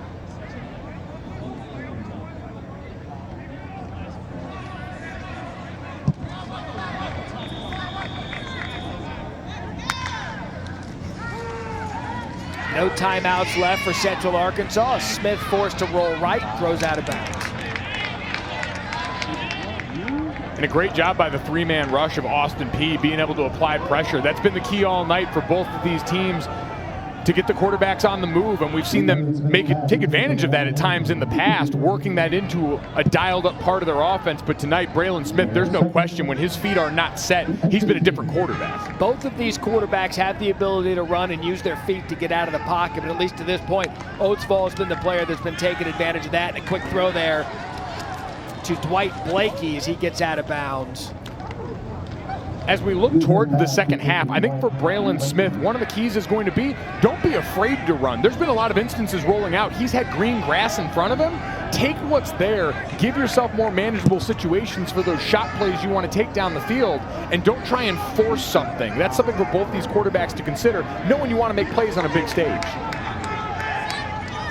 So 3rd and 10, 27 seconds left in the first half. That's just a handoff up the middle. Cameron Myers. Austin Peay with 2 timeouts left. And a gain of 2 for Myers, bringing up a 4th down. And Austin Peay has used one of those timeouts, and they'll have one remaining as they're set to get the ball back. Tomorrow, we'll have 2 more NBA playoff games on ESPN, ESPN Deportes, and the ESPN app. Celtics-Raptors, game 1 of the Eastern Conference semis, 1 Eastern. Then it's game 6 between Kawhi and the Clippers and Luka and the Mavs. Coverage tips with the jump at noon Eastern. And if there's a more exciting young player in the NBA than Luka Doncic, I want to know who he is. Been an absolute star. We know the unfortunate meniscus injury for Kristaps Porzingis has had him off the court, but Luka Doncic has taken up that mantle and given this Clippers team, one of the favorites coming into the playoffs, everything they can handle. No doubt, Dallas, a bright future there for a pair of great young superstars. How about the Mavs have a Hall of Famer for years in Dirk? They get Luka, and that's just a seamless transition, and perhaps when you have an all-time great for the Dallas Mavericks. So look forward to the NBA playoffs. Hughes Ford set to punt for Central Arkansas. Jay Parker deep to receive for the Governors.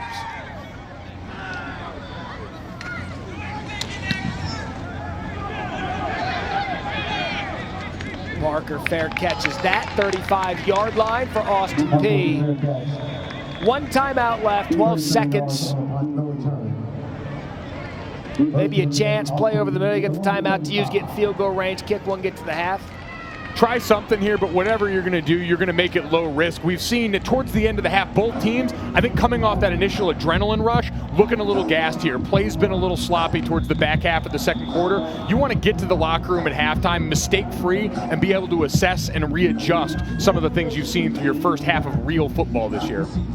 Conditioning was one of the things we ID'd going into the game. Without the spring ball and the full complement of a training camp, we wondered if that would be a factor. So Oatsfall and the Governors, they're just going to sit on this one and go to the half up 10-6. So a lot of what we saw, what we expected, Mike, early fireworks, and now settling in, perhaps a little bit tired. Exactly, and now the goal coming out of halftime is get back to playing clean football, eliminate the mistakes we've seen for Austin Peay on special teams, make sure that both of your quarterbacks start to get into more comfortable, high percentage situations, and get the stars involved. We've seen tough play on the perimeters here with the defensive backs and these big-bodied wide receivers. Keep going to the well. Eventually, those 50-50 balls are going to tip in your favor if you're Central Arkansas. First play for the Governors, C.J. Evans took it 75 yards to the house.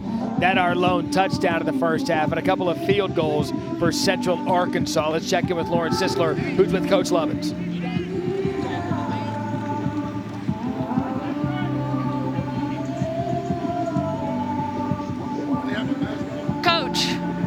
Football right now, of course, looks a little bit different, sounds a little bit different, feels a little bit different with all the COVID-19 protocols in place. How do you feel like your team has adjusted to those protocols leading up to this game and in game? I think we're doing a great job. We brought 70 kids here. 70 kids are competing and ready to go. I mean, we couldn't start any faster than what we've done. We put 7 points up on the board, and we're ready to go from that standpoint right there, you know. Limited time on the field, of course, over the spring and into the summer. Conditioning a concern there. How do you feel that the team has adjusted to that in terms of its energy and stamina to be able to hold for this first half of the football game? That's something that we can't control. We can control our attitude and our effort and how we attack each day. We're going to come in here, we're going to regroup, get a plan for the second half, and attack the second half. What we can't control is out of our hands. So we're going to try to control what we control and get after in the second half. All right, thanks, Coach Lovings. Matt, I'll send it back up to you. Lauren, thank you. Socially distant interview with Coach Lovings. Our halftime score, 10-6, Austin Peay. Coming up after the break, Kevin Connors and Trevor Maddox have your halftime news.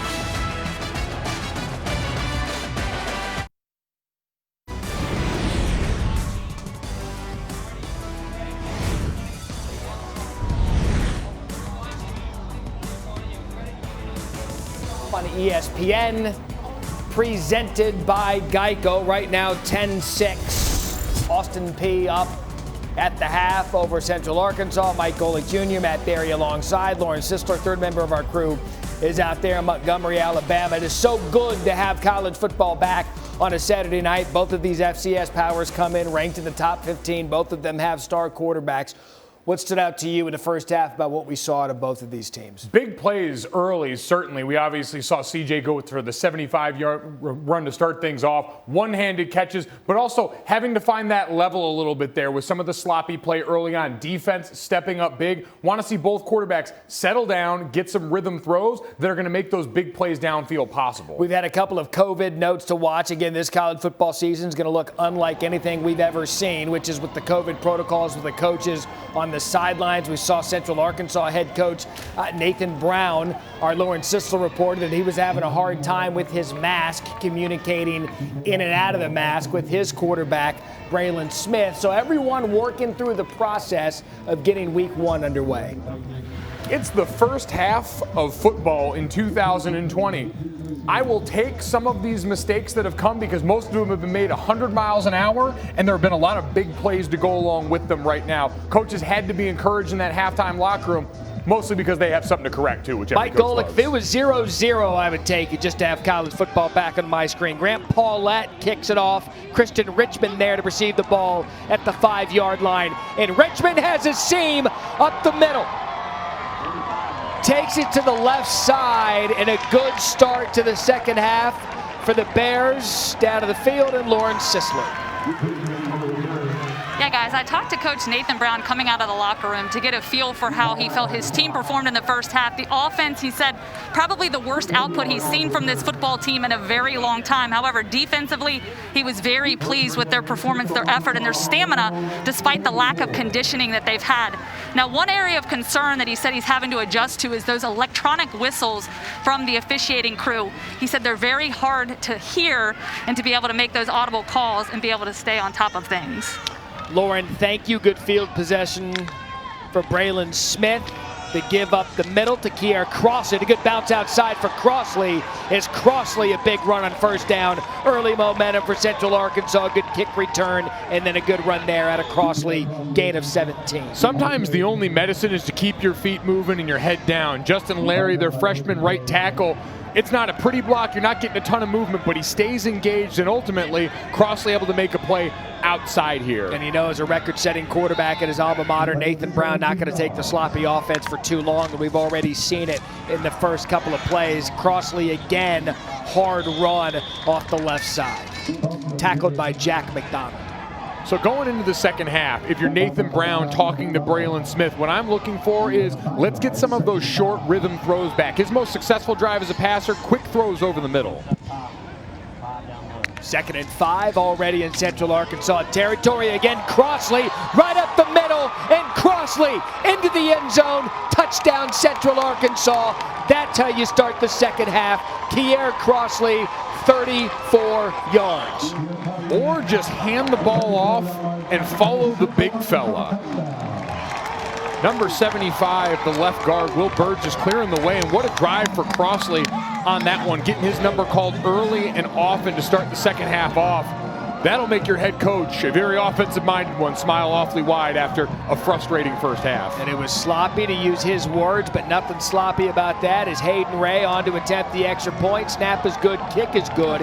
In a minute into the third quarter, Central Arkansas, great kick return to set up a couple of big runs for Crossley, and now 13-10 Bears take the lead. We get the drive recap here. It all starts with a great play on special teams here. You see a big-time return to start off the half, coming out in the locker room, juiced.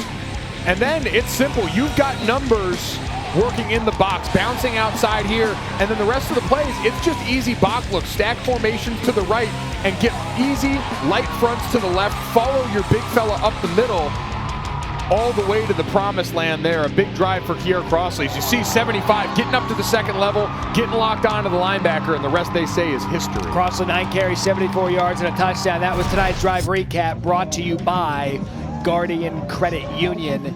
In a drive it was, maybe we give Nathan Brown, head coach, maybe we give him all the credit for getting in there and saying, guys, play football, we know we can do this. And you've got Crossley able to come out, set up by the good kick return by Christian Richmond.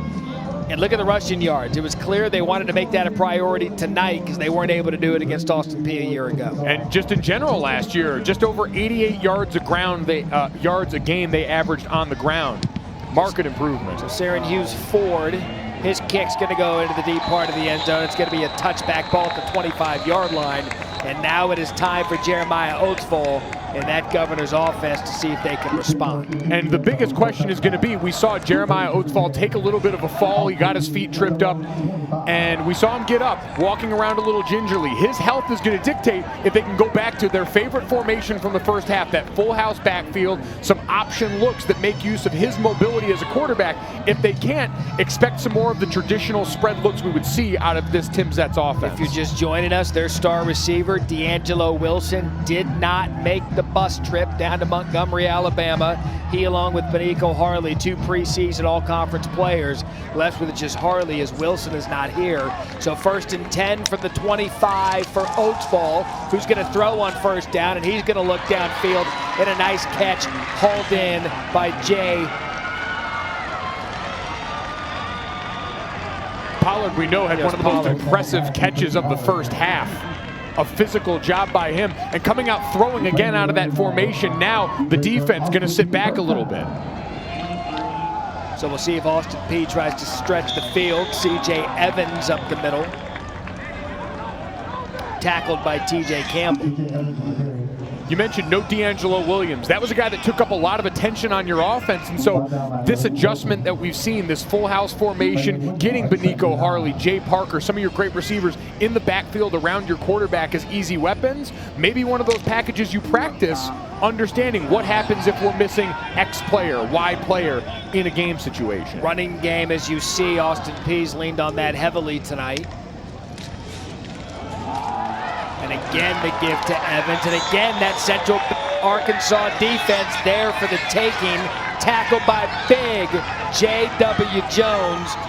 Also, Javius Brown there to help. You mentioned J.W. Jones. He makes the play by clouding the read for the quarterback. Jeremiah Oatsfall's looking directly at 50, who's giving him that middle ground look. He hands it off, and J.W. Jones has the athleticism to come crashing down and be a part of that play, setting up 3rd and long here. Yeah, big 3rd and long for Oatsfall and the Governors after Central Arkansas took their opening possession of the second half and the lead 13-10. Oatsfall sets his feet, has the throw, falls incomplete. Intended for Eugene Minter. Ball pass. Intended for Eugene Minter. Line does a good job passing off that twist, giving him space. And there's room in there. It's a difficult throw to thread it over the top of the linebacker level. And Eugene Minter's been a target they've gone after often in a big one. So Oatsfall still out of the field now, 4th and 9. Now here comes. And watch that potential pooch punt again that we saw before. We know that snap on the normal punt unit's been a bit of an issue for them in the first half. And that's a great point to look at it that way. And here we see it again. He's just going to roll out. A little bit of a pooch punt there. Recovered, caught by Tyler Hudson, who's going to run out of bounds. Pushed out by Jordan Pollard. And Mike, great point. Snapping and special teams has been an issue for the Governors early on. Oatsfall, by extension, has become the punter as Central Arkansas gets the ball with the lead here in the 3rd quarter. When it's not football, I'm going around, I'm competing, I'm always in a competitive atmosphere. When you're roping, there's a lot of things you can't control. I mean, you're riding a 1,200-pound animal, trying to rope a cow that has a mind of its own, and riding a horse that has a mind of its own. So I think the big thing in roping that's helped me is just controlling what you can control and just making the most of your situation. Central Arkansas quarterback Braylon Smith, a man of many talents, took up horsing after he lost his mother young. Lived with his aunt and uncle and his grandma and grandpa, and his aunt loved riding horses, and so Braylon Smith took up a love for a little lasso and a rope and riding, which he does there, and he's able to hit his target, Cameron Myers, out of the backfield. But Braylon Smith is the type of quarterback, his coach said, Nathan Brown, he can lead this program to new heights. Talked about the toughness, basically shattered his ankle in 2018 and was getting up and trying to get off the field on his own. It's the kind of grit that they value at that leadership position on their offense. Myers trips over a couple of players in the backfield, and a loss of 1. You know, like he set a school record last year, 3,704 yards. He had 32 touchdowns. He had every bit of a starring role for this team and a single season record. Let's go down to our Lauren Sisler. Guys, I want to go back to this horse thing because it's a pretty cool story for Braylon Smith, something that he takes up in the offseason. Of course, he says during the season he's not doing the cattle roping, but he does love the cattle roping. Of course, he's got horses of his own that he loves to train, that he loves to ride. He's got 2 horses called Sister and Chunk. And guys, do you think we should tell them about the time he got himself in trouble his senior year while he was actually being recruited by Central Arkansas? I'll tell it. It was a senior prank. He wanted to ride his horse to school. For a sanctioned water balloon fight that they were having at school. He went to a way more fun high school than I did, apparently. It was Cameron Myers for the first down as Braylon Smith in this offense seems to have found their rhythm. A play fake there to Crossley over the middle, and a diving effort by Jared Barnes. It falls incomplete. But yeah, Braylon, a man of many talents, and I asked him completion percentage higher with the lasso or with the football, and he kind of just laughed because he said, look, I'll just take whichever one's going to get me more yards. It is amazing the response you still get out of his offensive coordinator. Ken Collins was the one that brought this up to us on the Zoom meeting. His face lit up talking about his quarterback. You can tell the admiration and respect they have on this offensive staff for their signal caller. He begged us to ask him about the horse race, and we did, and we got a good story out of it as Kier Crossley met in the backfield by the all-everything safety Cordell Jackson. And Lauren, you could just tell the love that they had for this quarterback and the leader he is on and off the field. Yeah, no doubt about it. And Braylon has a really unique and special story. And you mentioned it before, losing his mom His mom was just 27 years old, Braylon 5 years old at the time when she died in a car accident. But his mom comes from a lineage of great athletes. She was an all-star athlete there in Conway, Arkansas in high school, and then went on to play volleyball and basketball at UCA. And so she was a prolific athlete, and of course losing her at an early age, his grandparents and aunt and uncle ended up raising him, and really that's where he found his love for horses. His aunt and uncle who kind of brought that into his life, Mario and Michaela, and that's really what got him sort of started in that, raising them and training them, and it's something he has an affinity for when he's not playing football. Just a remarkable story, one we will tell throughout the season with these players who love coming and playing college football. Their third down attempt was short. Hughes Ford on to punt for Central Arkansas, so a good stop by the Austin Peay defense. Nathan Page fair catches it, lets it drop. Oh, and a great opportunity missed by the Central Arkansas special teams to down that thing at the 1. Either way, 25-yard line for the Governors. We'll take a look at Oates ball in that offense when we come back.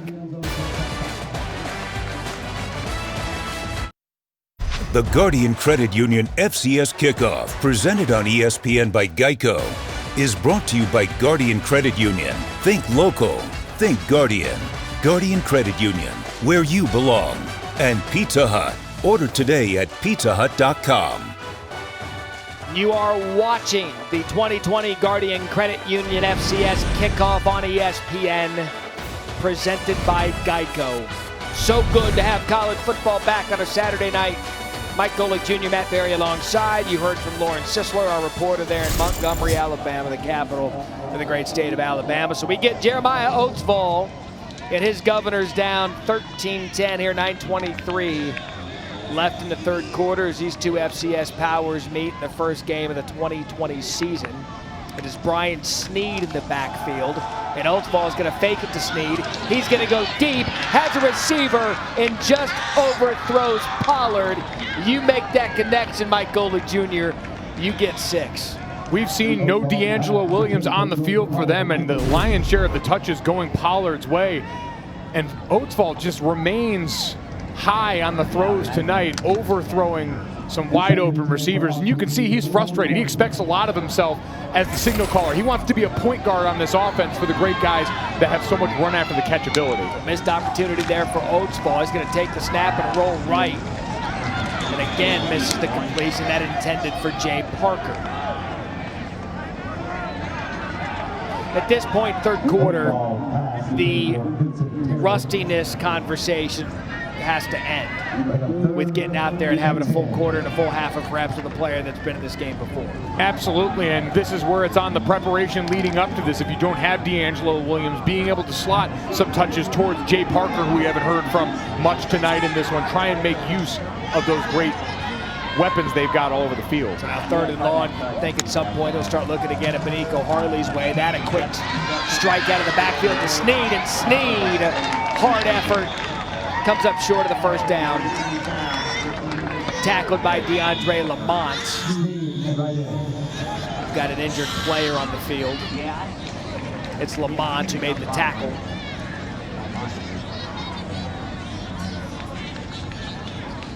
Brought down by DeAndre Lamont. Timeout for injured player. Lamont trying to make his way up the field. We'll check on him and come back after this.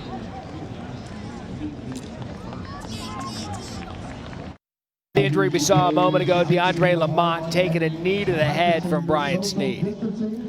And we saw him go into the tent. Just unfortunate there. He'd been having such a great night as a blitzer for them, making plays at and around the line of scrimmage. You hope he's able to get out of this one okay after a tough shot there, going in, trying to make a play low on a very big, strong running back in Brian Sneed. So something developing with the Austin Peay offense. Their normal long snapper did not make the trip. So you're seeing Jeremiah Oatsvall, the quarterback, he's been pooch punting it because there were snap issues with the backup long snapper, Cameron Miller, who's actually a linebacker, and the snaps have been all over the place. So they've elected just to keep the quarterback in there with the normal snapper, let him pooch punt it. And it's been working out since they figured out that, you know what, probably a little bit safer than what they've been doing. Next Monday, BYU and Navy meet in our Labor Day primetime college football matchup. Last time they met, 1989. My guy Ty Detmer led the Cougars over the midshipmen in Annapolis. Reese Davis, Kirk Herbstreit on the call. 8 Eastern on ESPN and the ESPN app. One of the great traditions in college football, as you know well, Mike Golick Jr., Navy, Army. We finally get to see it, that coming up on Labor Day weekend. Braylon Smith, the Bears, back on the field. That's Crossley off the left side. Quick pitch to him and a good gain on first down. This offensive line is really starting to go to work, and a lot of people think you want to let the big boys eat. You're running downhill. Sometimes those softball runs, the screens, the small draws inside give them just as good of an opportunity. And again, we get tempo out of the Bears. Smith, play fake off to the right side, and that is a big fella, Jack Short. We've seen him make a couple of plays. That's a player with a neck roll and long hair. Tight end plus long hair plus neck roll equals boomstick. This is an incredible effort at the end of a play, and that fires a sideline and an offense up. A team that got rolling on the ground last series gets that kind of juice from their tight end. That guy just looks like college football. Coach, I'm a receiver. Give me a neck roll. Thank you, sir. And the beard. Got the beard to go. Another look at this play. Jonathan Edwards on the business end of the Jack Short play. And you see there, that's a prime example on the other side defensively from Jonathan Edwards on the need when you're going in on a tackle to keep your head up there. Dipping low, I understand it's a bigger player and the tendency is to go low on a tight end, but you can't hit what you can't see, and in that spot you could very badly injure yourself if you're not careful on the side of the tackler. Jack Short, 6'4", 245. Edwards, 6'2", 185. First down for the Bears. Smith back to throw. Over to the right side. Pass complete to Tyler Hudson. These are the timing and rhythm throws from Braylon Smith that we saw him have success on in the first half. And here, a little high, but that's where you want to miss with these big wideouts he's got. We're starting to see a little bit of rhythm now. Smith finding that tempo with the offense. And one of those electronic whistles goes off. Completed pass downs is 42. They're going to have a look now at the Tyler Hudson completion there from a moment ago. So if you're just joining us and we're talking about all these protocols with COVID, a couple with the officials, they are in masks during the play. If they're socially distant, they pull it down. They use electronic whistles on their belts so not to have to go to their mouth all night. Golick Jr., what do you see? I see control all the way through. I see feet down in bounds. I don't see a lot of issue here. Great job on the contest by Joseph Newberry, but he goes up for the catch there. And I thought that left hand was pretty secure on the ball through this portion of the catch as the feet get planted both in bounds. That's an NFL catch right there. That's good on Sunday. Would you be angry with me? Hang on, we'll wait for the call.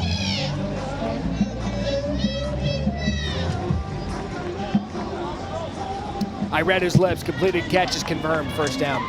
I think that we should do like a running Mike Golick Jr. review tally for the season. See if I get locked in here. I feel like I'm on a pretty good heater right now. We're going to go one for one. And I would like to talk to our Rob Adamski, our all-world producer, to see if we can get that going. Matt Berry, Mike Golick Jr., Lawrence Sisler alongside. I want to make this a thing. I mean, there's nothing at stake for you when you're sitting in a booth. Put him on the board. All right. 2nd and 1. Quick look to Crossley over the middle. Caught Hudson. And he's forced out of bounds. A little eye candy there at the offense to get the ball to Hudson. And I like these quick looks against a defense that wants to play downhill. They know Cordell Jackson, who he exchanged some words with at the end of that play, is a guy that wants to come screaming down like a missile. And so you get it out to the edge quick and let these wideouts try and work and wiggle. Early success. Hudson, freshman of the year in the Southland Conference a year ago. They want to get him going. My favorite thing about Hudson, he had offers from Harvard, Cornell, and Columbia. He is smarter than both you and I. Oh, errant pitch to Crossley. Ball still on the turf. And Austin Peay has recovered. Kobe Perry takes advantage of the miscommunication as Central Arkansas just had a drive moving. Once for Austin Peay in the first half, we saw Jeremiah Oatsfall with issues on the option pitch. And these are timing plays. These are ones where being on the same page, being in phase, they call it, with the pitch option and the quarterback there takes a lot of time in practice. And again, you wonder about the preparation because of all the limitations with COVID-19. How important is pitch distance in that situation, quarterback to running back, and maybe he expected him to be a little bit out further, but that was completely behind him, and Kobe Perry was able to take advantage. A bad turnover for the Bears. They had a drive moving. Third turnover of the night. And now for Jeremiah Oatsfall and company, you go for the jugular here.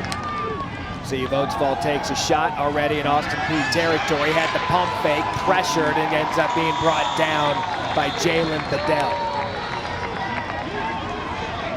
And just great work by the four-man rush, staying active there. That was a deep shot dialed up to go downfield, but a good job of getting loose, forcing the quarterback to step up into some pressure and preventing one big play from becoming another. We've seen both of these quarterbacks pressured throughout the evening. Oatsfall brought down, loss of 2, 2nd and 12. On the other side of the 50.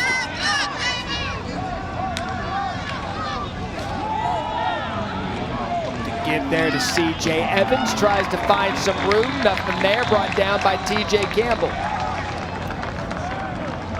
And we've seen a lot of handoffs lately. We know Evans got loose for a big play.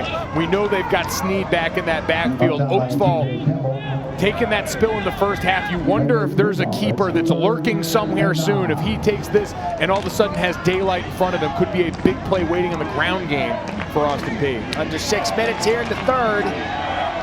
Central Arkansas had the lead going into the first half, or Austin Peay rather. Central Arkansas grabbed it back as Oatsfall fires deep, ball position, calling for a flag, and Jordan Pollard doesn't get it. Covered on the play by Stephen Mackey. And Stephen Mackey not turning around, trying to make any play on the ball there. Got to be incredibly frustrating for Pollard in that situation, as we have another pooch punt situation likely set up here for the Austin Peay quarterback. I'll tell you this though, the fact that they know that Oatsfall's the pooch punter, don't think for a second they're not dialing up a ball play that perhaps maybe later in the game you could fool punt and then throw it. But a complete game changer is Oatsfall, to be honest with you, has acquitted himself quite well as the punter after the long snapping issues early on for the Governors. For more on a remarkable situation that's been in and around sports that has permeated into college football, we go down to our Lauren Sisler. Yeah, guys, on their way into Montgomery, Alabama yesterday, Austin Peay stopped in Selma to walk across the historic Edmund Pettus Bridge, where former Georgia Congressman and civil rights icon John Lewis marched back in 1965. And afterwards, the team had a chapel service that followed with an open discussion about social justice and how they can demonstrate social unity and find that unity as a team on that front. Lauren, great stuff. You know why I'm proud of these players and I'm proud of these college football players? Because the NBA, the NFL, those are paid professional athletes. These are college players exercising their voice and using it for something good and putting themselves out there and using that platform for, by the way, something they're not paid for, like pro athletes that we've seen do it throughout the week as Cameron Myers takes the ball up the middle. It's a difficult thing at times to feel comfortable speaking up and speaking out. College athletes having a voice is not something, you know, I've out of college just under 10 years now, and that wasn't something that was comfortable for a lot of our players back then. So to see the bravery on a lot of these athletes, the willingness to share their stories with their teammates, more than admirable. It's necessary for there to be continued progress. Braylon Smith, the good pitching catch to Lawan Winningham as he skips out of bounds. And again, before the turnover on the last possession, we've seen this type of rhythm, 26 yards to Winningham. And a lot of cushion back off there, an easy decision for Braylon Smith, who's had some difficulty in his own right getting the ball out, but now the timing, the rhythm in the pocket with his feet set underneath him. Smith under center, play fake, sets his feet, tries to touch one over the middle, falls incomplete. If you were just joining us, 11:30 on the east, 8:30 out west. If you're perhaps looking for Sports Center, sorry. We've got live college football at the Crampton Bowl, Montgomery, Alabama. Austin Peay, Central Arkansas, 2 conference champions from a year ago. It's the first college football game of the 2020 season. Mike Golick Jr., I'm Matt Berry, Lauren Sisler on the event, Montgomery, Alabama. With everything that we've been through this 2020, which quite honestly has been an awful year, this a highlight to talk ball on a Saturday night. As Smith rolls out, forced out of the pocket, goes down the field, and a great defensive effort there by Isaiah Norman to knock that ball away from Lawan Whittingham. Just a diving effort, and I'm not even sure he got a finger on this ball as they force Braylon out of the pocket yet again. But just enough of a distraction around the receiver, being physical enough at the top of that to mess with the concentration on Whittingham and make a great play and put them in a 3rd and 10 situation now. It's been a different energy or effort since these teams have come out of the locker room. It's almost as if they got to the locker room and said, you know what, guys, we're playing football. Get out there and go. 3rd and 10.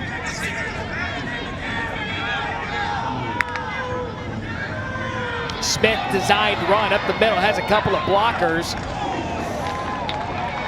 And that's going to be close to a 1st down as some Austin Peay defenders came in and had a free run at the quarterback, and they took it. Everyone just a little too hesitant at the top of that play. It's a difficult situation as an offensive lineman going up on a screen to that 2nd level, not knowing where the quarterback is behind you with the timing on that draw. But we saw if that group had just been going forward, Braylon Smith had enough head of steam. 6'3", 210, that's a big body. And head coach Nathan Brown, who's a record-setting quarterback at Central Arkansas, was giving it to his quarterback there, perhaps for that hesitation as they forced the Hughes Ford punt. But Ego Harley deep to receive for the Governors. Has a little bit of momentum and makes a nice spin to get a couple of extra yards as we will take a look at Jeremiah Oatsfall and the Governors. Tomorrow we'll have 2 more Major League Baseball games for you. We've got the Yankees and Mets who wrap up their 3-game series for Eastern on ESPN2. Then on our Sunday night game, Braves and Phillies finish up their 3-game set at 7 on ESPN, ESPN Deportes, and the ESPN app, with a special StatCast edition on ESPN2. Jeremiah Oatsfall, just joining us, injured in this game a year ago, happy to be back for this team tonight. 6 completions and 4 punts. Probably not what he expected coming into this game or hoped for, but we've seen this formation, the ground attack and the option looks for this team have been much more of the flavor of the night. They had success early with some big plays, and it's really been timely shots as opposed to a consistent passing attack here.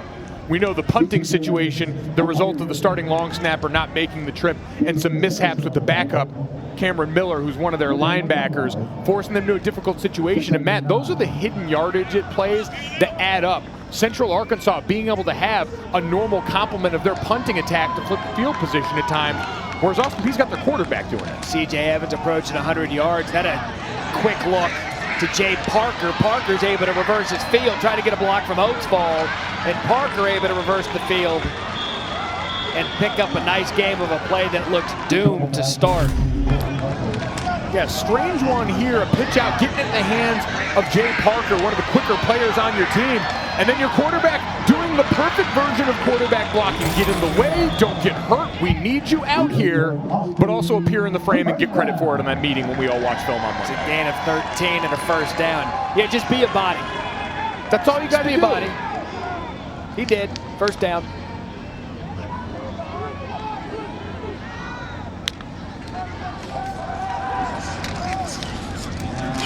Oatsfall moves up in the pocket. The big tight end, Eugene Minter, met immediately by T.J. Campbell. What a hit. It's been amazing. We talked with the defensive staff from Austin Peay, Mark Powell, Dominic Bowman, the co-defensive coordinators in here. But it's been Chad Williams' group in Central Arkansas that's taken away the middle of the field. That was the goal for Austin Peay. But Central Arkansas, whether it's been DeAndre Lamont tonight, Malik Wilson, or on that last play that we saw from T.J. Campbell, they've sent a message with the tone they've brought over the middle of the field, and it's shown. Can't overstate it enough, the loss of D'Angelo Wilson, who did not make the bus trip, how much of a factor that's had on some of the play calling for the Governors as Oatsfall keeps the option. Brought down on the play by Caden Brown. Oatsfall, that's a big one for him mentally, too. That's the first design carry we've seen for him since that spill in the first half on an option look where he got up, he was looking at his foot, and I'm sure the flashbacks had started from last year. Just, we always hear quarterbacks say going into the game, I want to take that first hit. Get in, feel like a football player again, realize, all right, I can do this, I'm all right. 3rd and 6, under a minute, third quarter. Austin Peay down 3.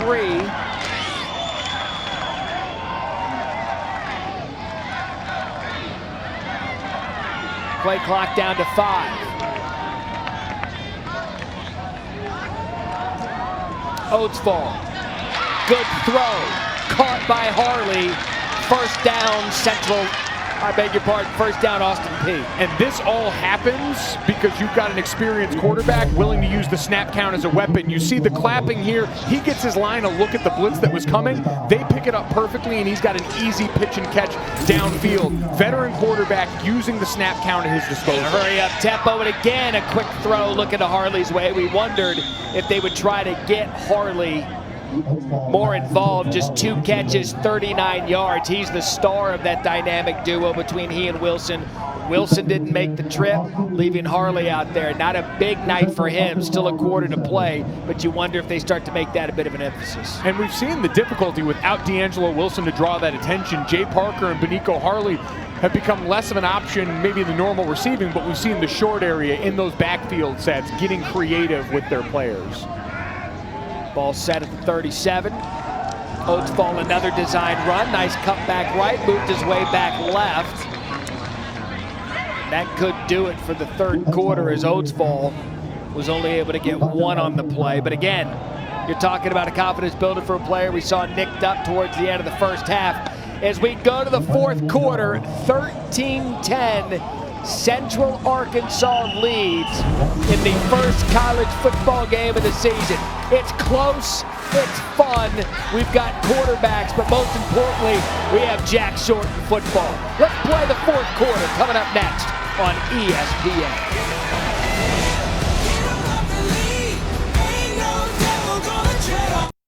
You're watching the 2020 Guardian Credit Union FCS kickoff on ESPN. Presented by Geico and Seth Rogen. I mean, we've got Seth Rogen in the crowd. Jeremiah Oatsfall kind of bears a striking resemblance to Zac Efron. Are we watching Neighbors or Austin Peay Central Arkansas right now? I bet you anything that guy cannot stand Seth Rogen because he has chops like us, always telling that it looks like Seth Rogen. First things first. By the way, this game last year entered the fourth quarter 13-10 the other way. Austin Peay was up.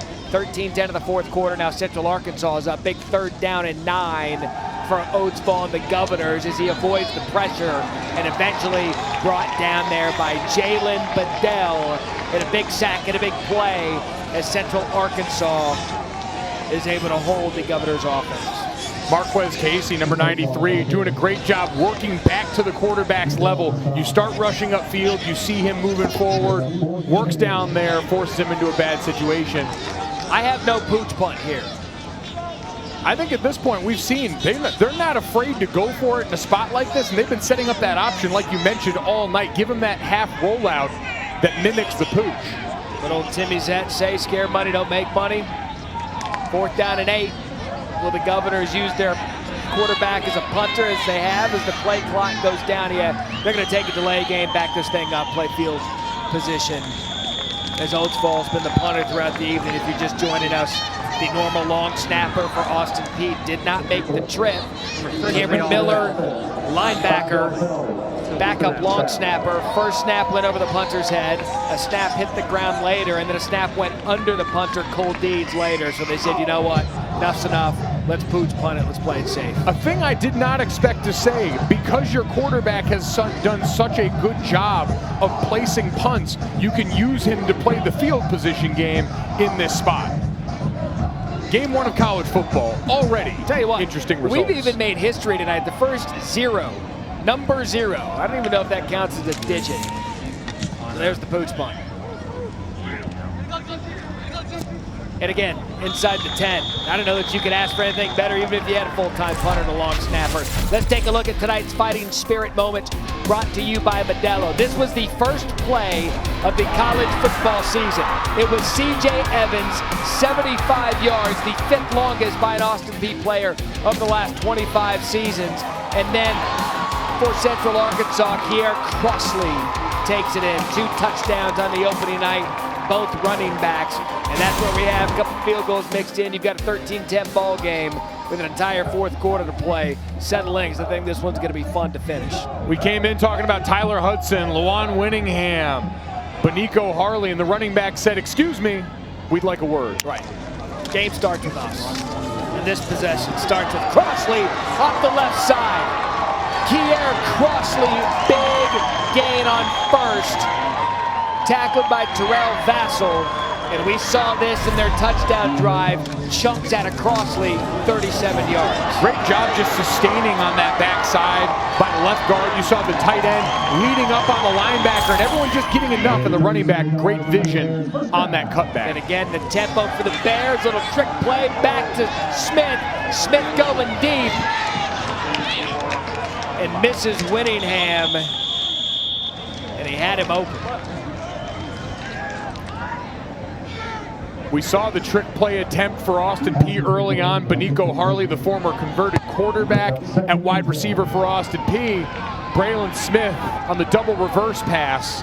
Got a little too excited on that one. Even that looked a little bunched up though. With the way in the reverse and the pitch back. And you just get the sense. Early season execution. And a tight game in the 4th quarter.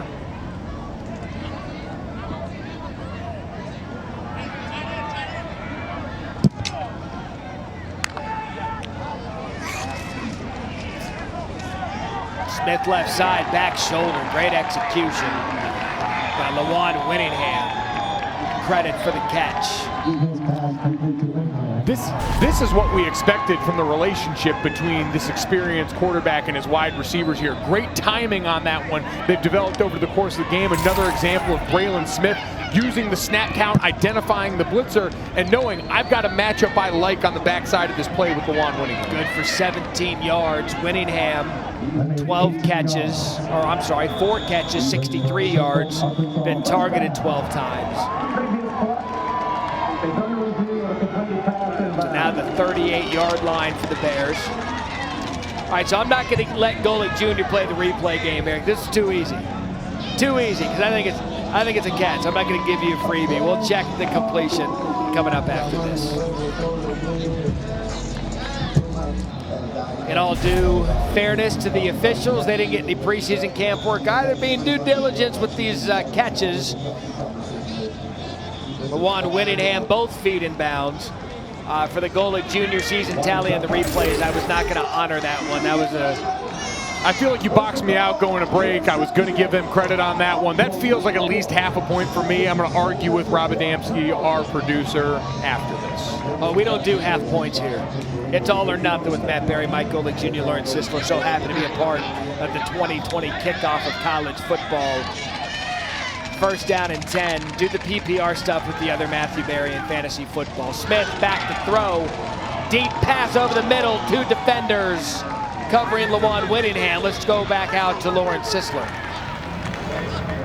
Hey guys, you guys were talking about the officiating crew and obviously some of the challenges they're faced with the new protocols that are in place. I talked to one of the officials when he was coming back on the field at halftime, asked him and said, are you getting used to it yet? And he said the biggest thing obviously is the mask, pulling it up and down, being able to breathe.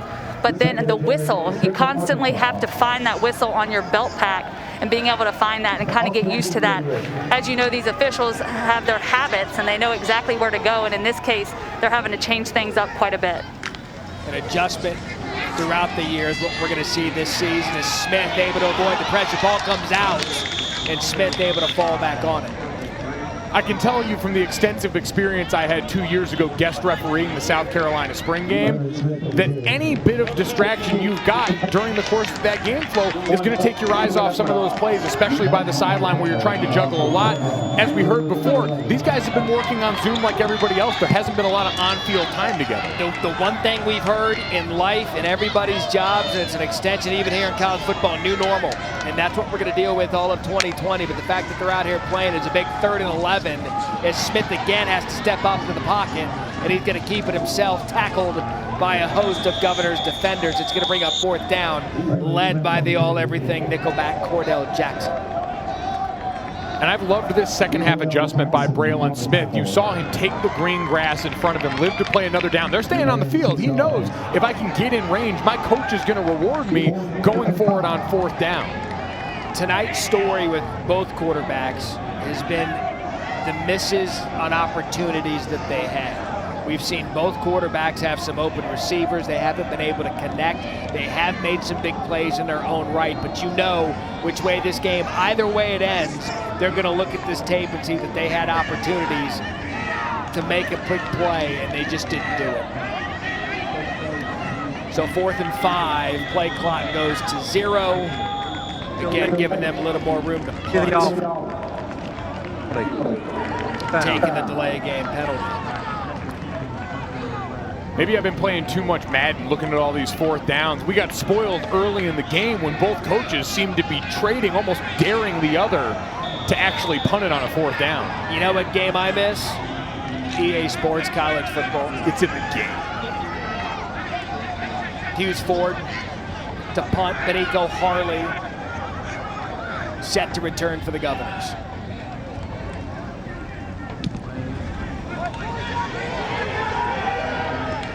Harley, fair catches that at the 12-yard line. Can Jeremiah Oatsfall lead the Governors to the lead of the 4th quarter? Got a flag on the play and a little extracurricular activity.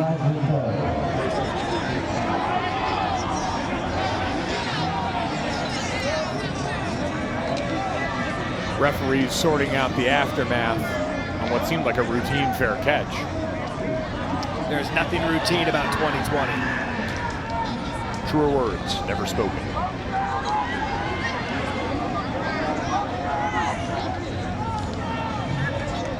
See if there's a little unsportsmanlike conduct. Number 50 of the kicking team. Unsportsmanlike conduct. Number 41 of the receiving team. Their first unsportsmanlike conduct of the game. Those penalties all set. Media timeout. All right, so J.W. Jones, one of the guilty parties on there, as we get a couple of unsportsmanlike conducts. Governor's offense coming up next. Absolutely incredible story of Austin Peay quarterback Jeremiah Oatsfall, one of 5 siblings. He has 1 biological brother and then 2 siblings adopted from China, 2 other siblings adopted from Africa. His fiance, Maeve Kelly, in that picture, as you see the Oatsfall clan in attendance in Montgomery, Alabama tonight. But he told us when we spoke with him, he said as a quarterback, you serve first.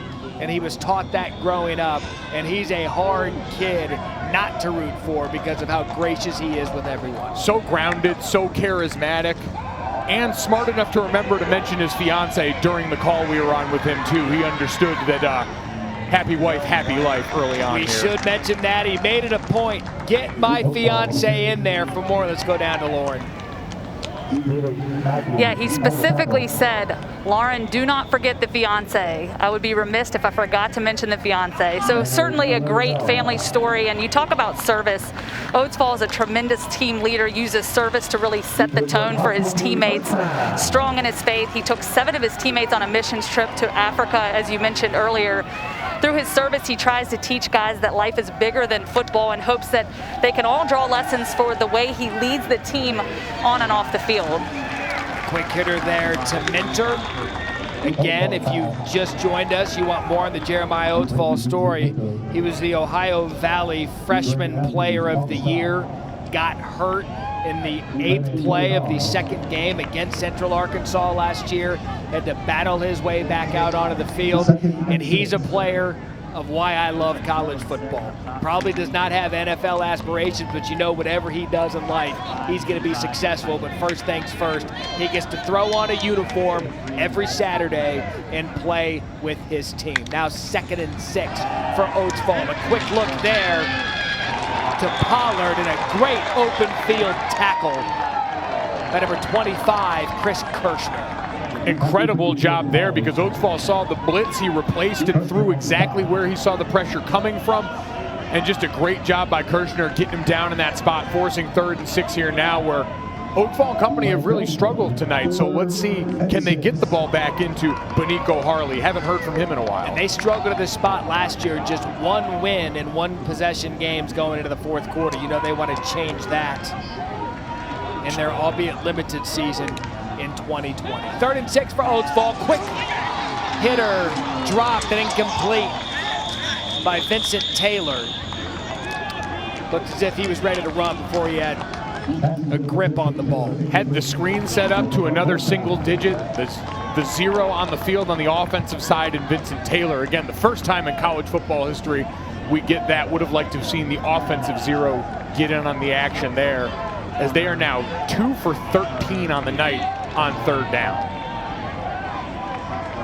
They scored a touchdown on their opening offensive play, 75 yards, and nothing since. 4th and 6. Again, Oatsfall has acted as the punter. And that really the first one we've seen him shank off his foot. Ends up taking a little bit of an Austin Peay bounce. Going to settle right there at midfield, so it's going to be great field position for Central Arkansas. They've got the 13-10 lead as we are under 9 minutes in the 4th quarter.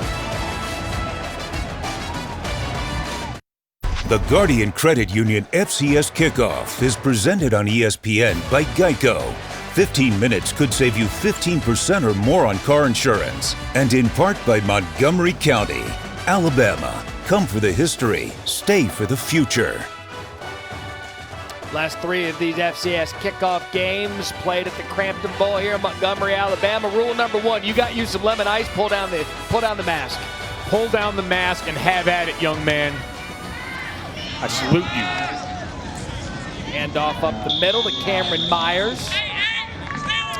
Myers 11 carries, 66 yards on the night. That for 3 to put him to 69 yards, and you wonder what type of play calling now we're going to see at a Central Arkansas 3-point lead. Able to run the ball well tonight with both running backs, 171 yards. Nice output there. Got to be able to take some shots downfield now. It's been conservative for both teams. There's a quick play fake and a quick completion. Helmet comes off. Jared Barnes, the receiver, and easy flags there for the official. Throw Vassell on the tackle.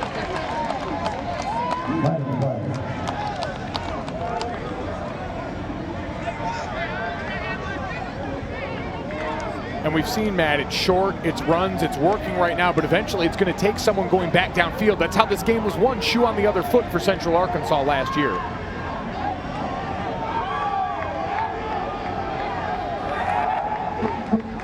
Fast. No of the defense. 15 penalty. And 1st down. Again. Easy call there, the elbow at the end for good measure. No drama there. Vassell yanked it off, so tack on 15 yards. So a real opportunity here now for the Bears.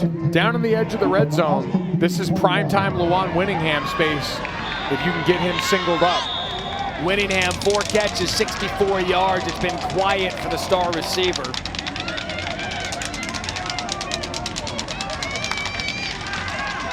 Smith, quick pitch out. Cameron Myers makes a man miss. Tackled by Troy Henderson. Gain of 7. Give Winningham a lot of credit working on the edge as a blocker on that one. You hear all the time in offensive meetings, we can have good runs if the offensive line fits it up, the quarterback and running back do their job. We'll break big ones if the wide receivers is Winningham wide open and uncovered. Quickly realizing the error of their ways. 2nd and 3, Smith gonna throw. Again, he's pressured, able to sneak out of it. He's just gonna throw that away. Play smart football. Pressured on the play by Matthew Gale.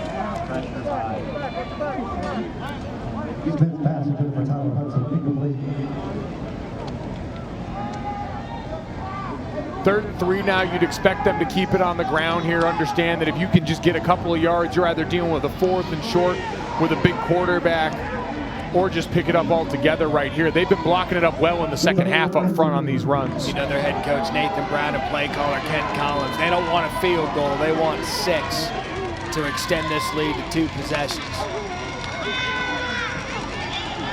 Smith over the middle, caught and then dropped by Tyler Hudson. Defended on the play by Henderson. 6-man pressure up front. The group does a great job picking it up. That's a clean pocket, but even better coverage downfield right there. Isaiah Norman stuck like glue to Tyler Hudson. That's just a better defensive play after the offense gives you a chance up front.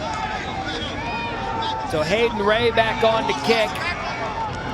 2 for 2 in his field goal attempts tonight, 32-yarder. Kick is up and true to extend Central Arkansas' lead to 16-10. So Austin Peay still a touchdown out. Can they make something happen? We'll find out next here on ESPN. Coming up next, Sports Center with Michael Eaves and Kenny Mayne. They'll have the meaning of an unprecedented college football season, plus the NBA returns. Players speak on the impact of the boycott, how the Bucks and Lakers responded with a chance to clinch their series at Sports Center, right here on ESPN and on the ESPN app. Central Arkansas extends their lead 16-10. Saren Hughes Ford get a kick for the Bears. Benico Harley deep to receive. 2,000 fans here tonight to watch the opening game of college football season. Crampton Bowl, Montgomery, Alabama.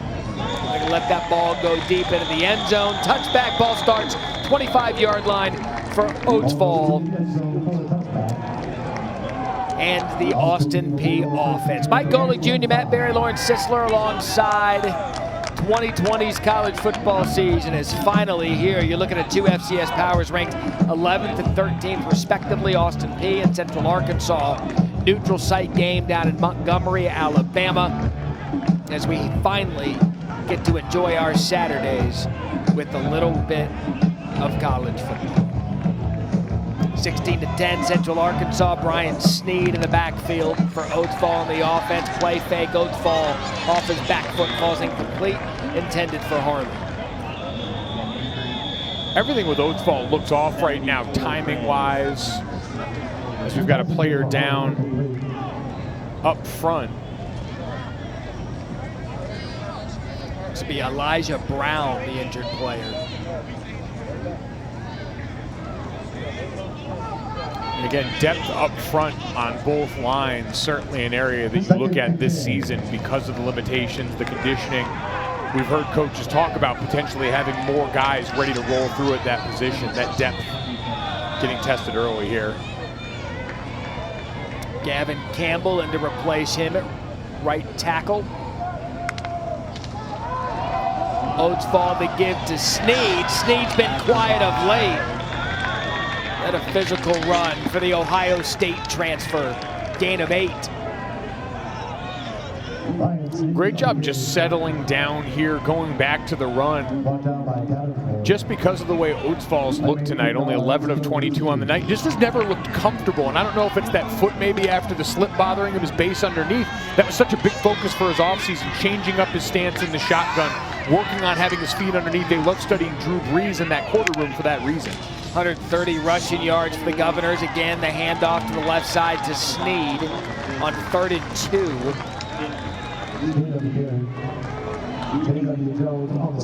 He's going to come up short. No gain. 6:50 left in the game. Full complement to timeouts. Defense is playing pretty well. Too early for a decision on 4th down? Yeah, I think just based on field position here, it's too early. You got to count on your defense and give them better field position. Remember, they were coming off a shank for that last scoring drive. And again, Oatsfall has been punting tonight because of some long snapper issues.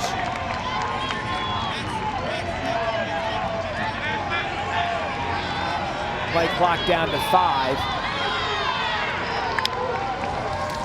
And he's going to do that punt again. And save for the last one, we saw him shank to the right. It's worked pretty well. He didn't come into this game, I bet, thinking he was going to punt. The only problem for Oatsfall is his punts are right near his completions. 42-yarder on that one. And you talked about it a minute ago, close games with Austin Peay and Central Arkansas. One of them came through, one of them did not. Games decided by one possession. See Austin Peay 2-3, Central Arkansas 5-0, and they had a remarkable season last year. Did Central Arkansas, both these teams making it to the FCS playoffs. Central Arkansas, if they get it down around that 4-minute mark where you can get into that grind-out offense, has some of those pro personnel sets in there, that ground-and-pound running game that they can try and finish this out with. So Crossley, a big night. 109 yards rushing for the Bears running back, and that's what they give it to on first down off the left side. Tackled and met immediately by Jack McDonald.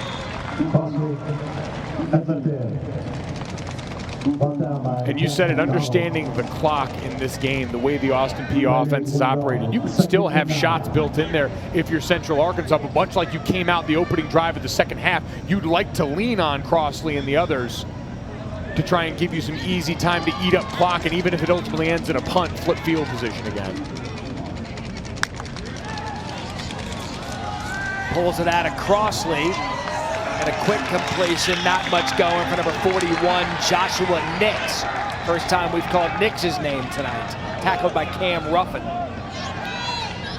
But sometimes it's just that. The conservative first and second down play calling has led to 2 of 14 on third down for Austin Peay, 3 of 14 on third down for Central Arkansas. When you're majoring in 3rd and 7+ and you don't have your full complement now, we haven't seen them confident enough going downfield.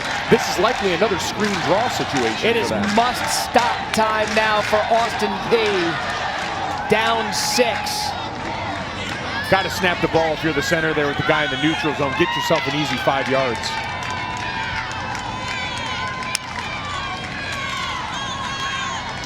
Smith up in the pocket in a quick dump, second play in a row. He hits Nix, and that's going to be a 4th down stop for Austin Peay, forcing Central Arkansas to punt now as we approach the 4-minute mark. They're down 6. Good effort by the Governor's defense there as we have an injured player for Austin Peay.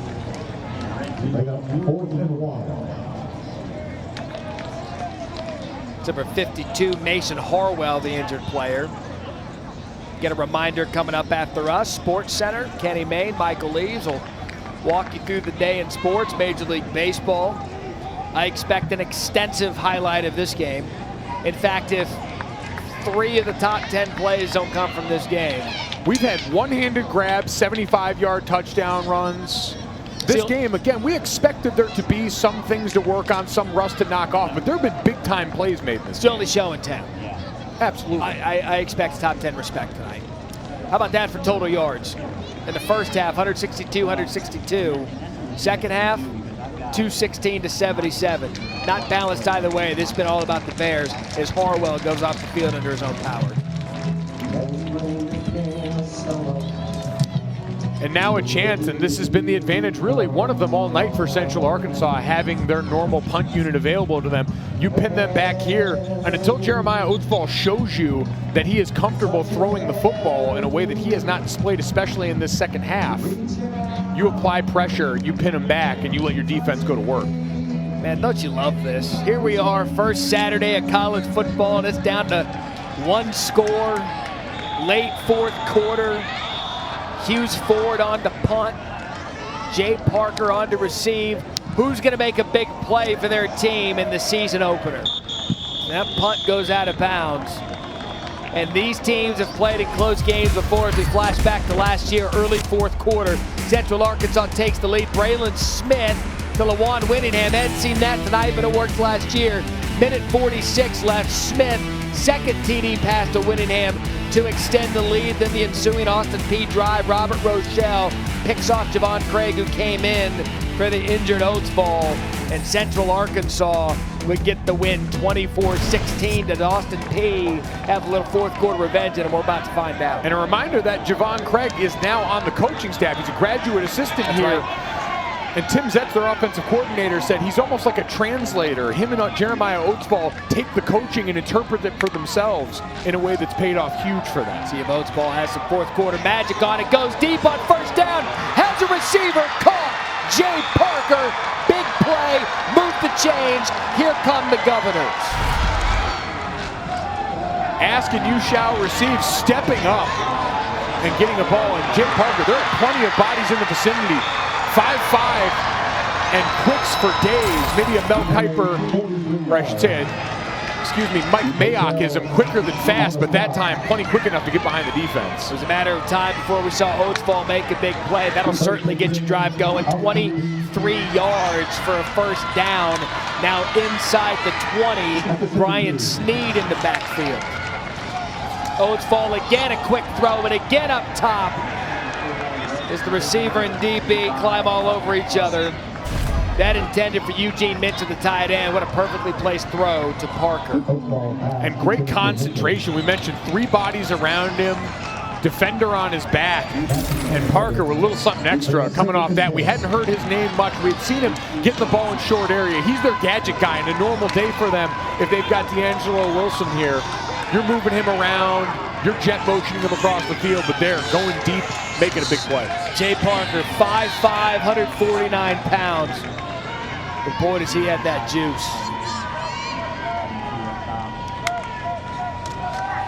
Third pass in a row for Oatsfall, and that one short of his receiver, intended for Panico Harley. Inside the 20, surprised they haven't tried to run either Evans or Sneed up there. And you just see the ball dying on Oatsfall right now. He's shaking out his arm. You don't know if the shoulder's sore there. Not really stepping into the throw on that last one either. Again, they focus so much on the feet. They mentioned Drew Brees. They love his wide base, studying that in the quarterback room. Having that weight on the instep of your feet so you can drive forward and drive through on a throw like that instead of putting yourself in a 3rd and long again. Big 3rd down. Oatsfall, that time hands it off to Sneed. Sneed has a block off the left side, had room to run, closed quick, tackled on the play by Cameron Godfrey. And another first game head coaching decision for Marcus Lovins here, 4th and 4, down 6. You've made your living in that full house backfield, giving your quarterback that option look, plenty of passes off it. I'm loading that up and making them think about it here. Jeremiah Oatsfall, win with the one that brought you here. He's the guy you expected to make big plays for you today. Put the ball in his hands, or in Brian Sneed, a big back. Oatsfall on the field, Sneed in the backfield. 4th and 4 for the Governors. Oatsfall to pass, up top, incomplete, flag on the play. Pollard had it fall into his chest, defended by Stephen Mackey, and that is going to give Austin Peay a 1st and goal. An absolute backbreaker. Can't say I'm a fan of the call. A little too close to goal line fade territory for me, which is a no-no, but a pass interference. Number.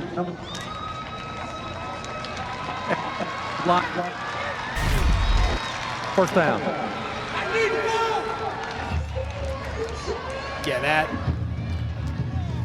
And you would have expected, again, D'Angelo Wilson not making the trip tonight, that Benico Harley would have been the beneficiary. But it's been Jordan Pollard the entire night getting the targets going his way. And now, hand it off to your big back and let him plow his way into the end zone. Let Sneed eat. The Ohio State transfers run the ball hard tonight. 12 rushes, 43 yards, and I'm with you.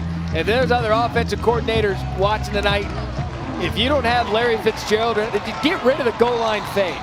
It should be, just get rid of it.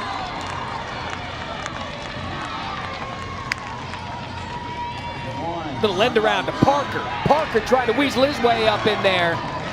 Finds himself at the 1. When you're 5'5", 149 pounds, you can hide.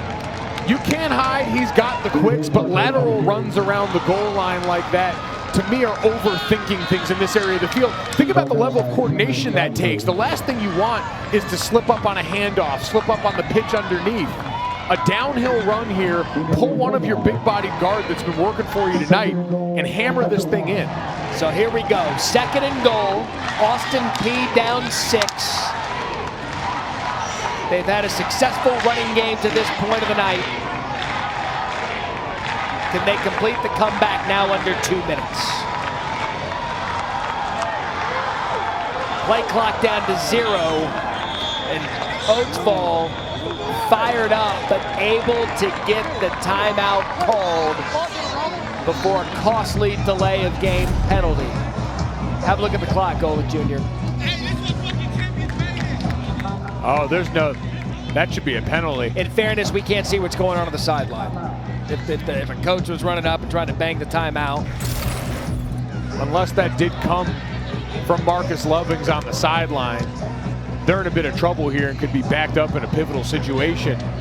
And that's even forgetting, Matt, that should they get in the end zone at this point, we've still got to worry about the snapping situation on the extra point. And that's a great point. We've seen it throughout the night. Their backup long snapper, Cameron Miller, linebackers, had issues. That's why Oatsville has been punting. Marcus Lovings, his first game, head coach of Austin Peay. He was interim, given the interim role in July 7 when Mark Hudspeth resigned earlier this summer for family reasons. So this a new game for Lovings as well. Coaching his ball club for the first time, and right now is a 3-game season for the Governors in what has been just an unprecedented offseason in the greatest sport on the planet. Here we have a game going down to the final 2 minutes, and that is Sneed up the middle, and he is stopped by a host of Bears defenders led by big J.W. Jones.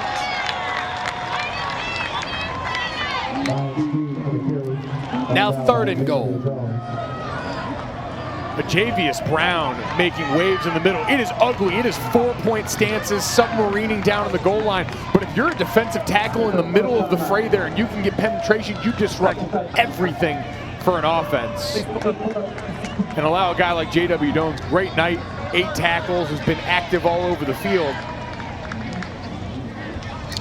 Brian Sneed, the bigger of the 2 running backs, the transfer from Ohio State, dismissed from the Buckeyes, 5-star recruit early on in his career in Columbus. He went to a junior college, now found his way to Austin Peay for this season. C.J. Evans, also a running back for Austin Peay, 10 carries, 99 rushing yards. But when you look at this game as a whole, as we are now at 1:44 left, sloppy opening season play out of the quarterbacks, Braylon Smith and Oatsville.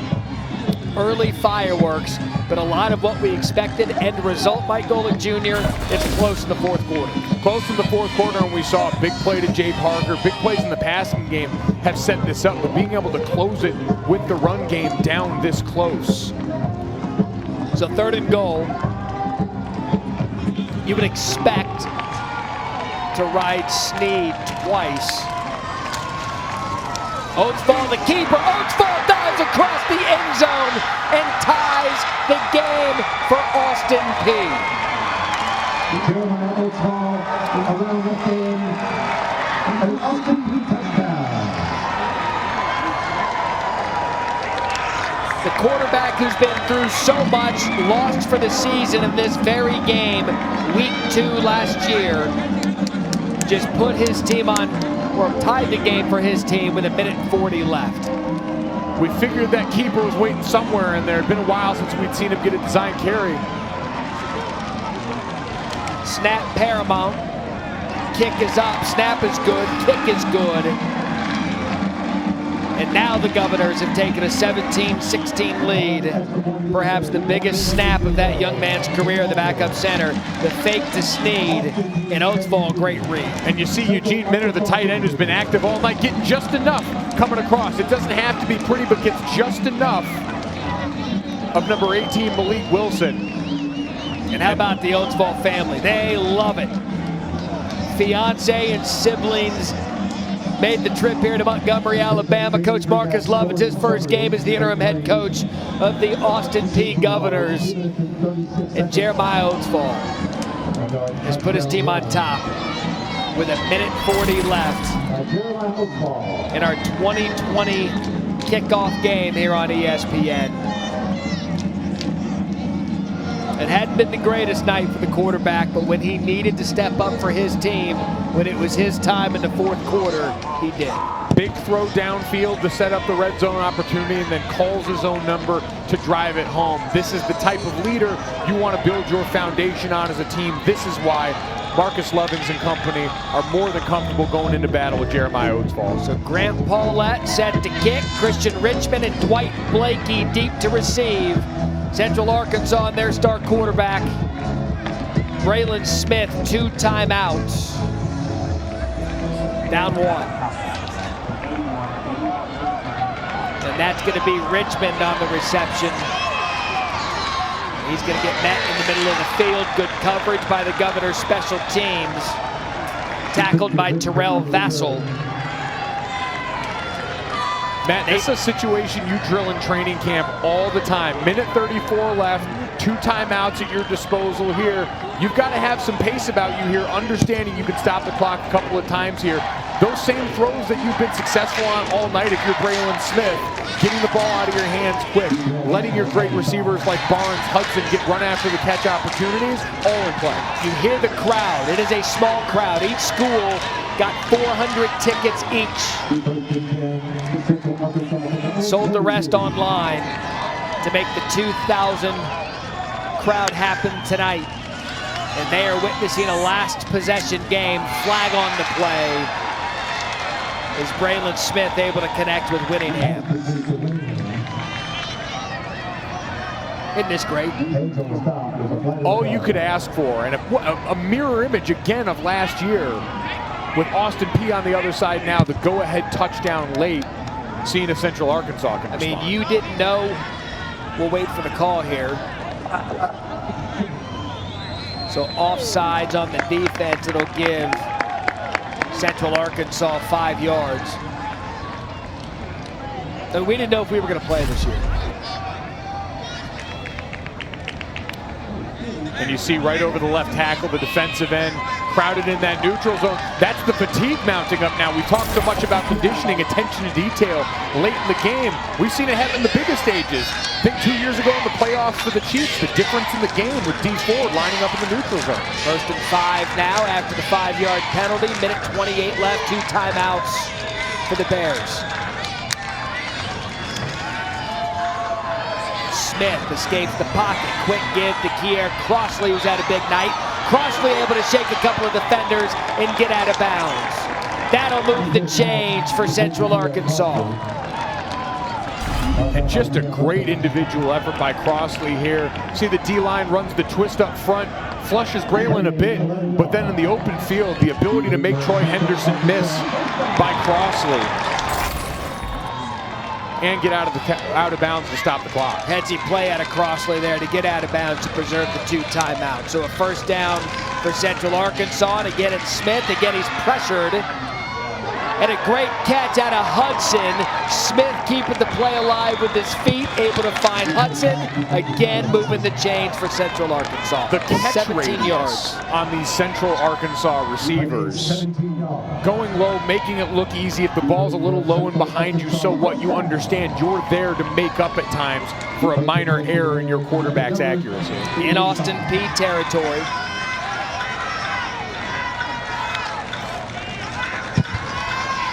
Smith has found his rhythm on his drive and again finds his receiver Whittingham.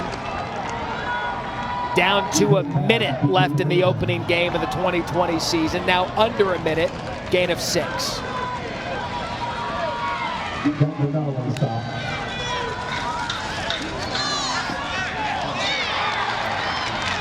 Looking for Crossley out of the backfield. Crossley wasn't ready for it. A merciful incompletion there for an offensive group that looks gassed right now. You see guys struggling to get up to the line, making sure they're lined up before the plays. The attrition setting in here. Now a chance, catch your breath, 3rd and manageable. You've still got both timeouts at your disposal. You're in good shape right now if you're Central Arkansas. Plenty of time, plenty of timeouts. Call the offense if you're Central Arkansas. Nathan Brown and Ken Collins and Braylon Smith.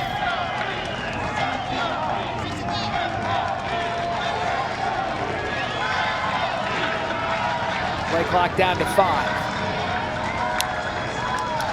Pressure comes. Smith looks left, throws left, up top. What a catch by Tyler Hudson.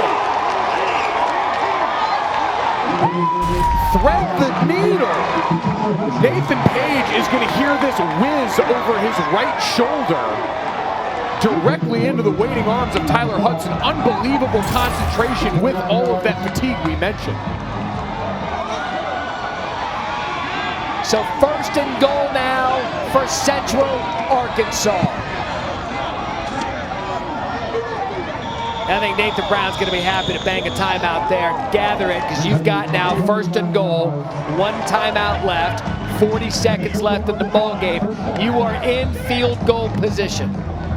You're ready to go. You're ready to take control, and it's because you've got a quarterback that's been calm in this moment. You see the heated exchange here, but it's because of the calm, cool, and collected nature of the way Braylon Smith's approached it. You've seen taking the time up to snaps for his receivers to get to the line, get set in these situations, understanding the pace of the offense needed for this to work. 5 of 6, 68 yards for the veteran star quarterback. Again, coming off a record-setting year. In this game last year, 283 yards, 3 touchdowns. And this is the storyline you wanted to tell. Oatsfall, the star quarterback for Austin Peay, leads his team to a game-leading touchdown.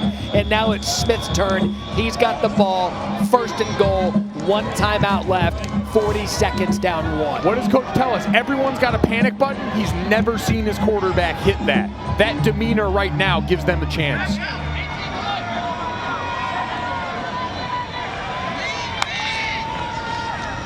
Smith gonna go to the end zone. Smith has Whittingham. Touchdown, Bears. We've waited for the star receiver to make a play, and he made the biggest one of the night. 10-yard touchdown from his quarterback, Braylon Smith. They found a matchup they liked on that drive, because remember, Nathan Page saw that ball whiz over his head that Tyler Hudson caught earlier to set that up, and that time they see 5 on 12, and Lawan Whittingham goes out and gets just that. A great win in that situation and an easy throw and catch over the top.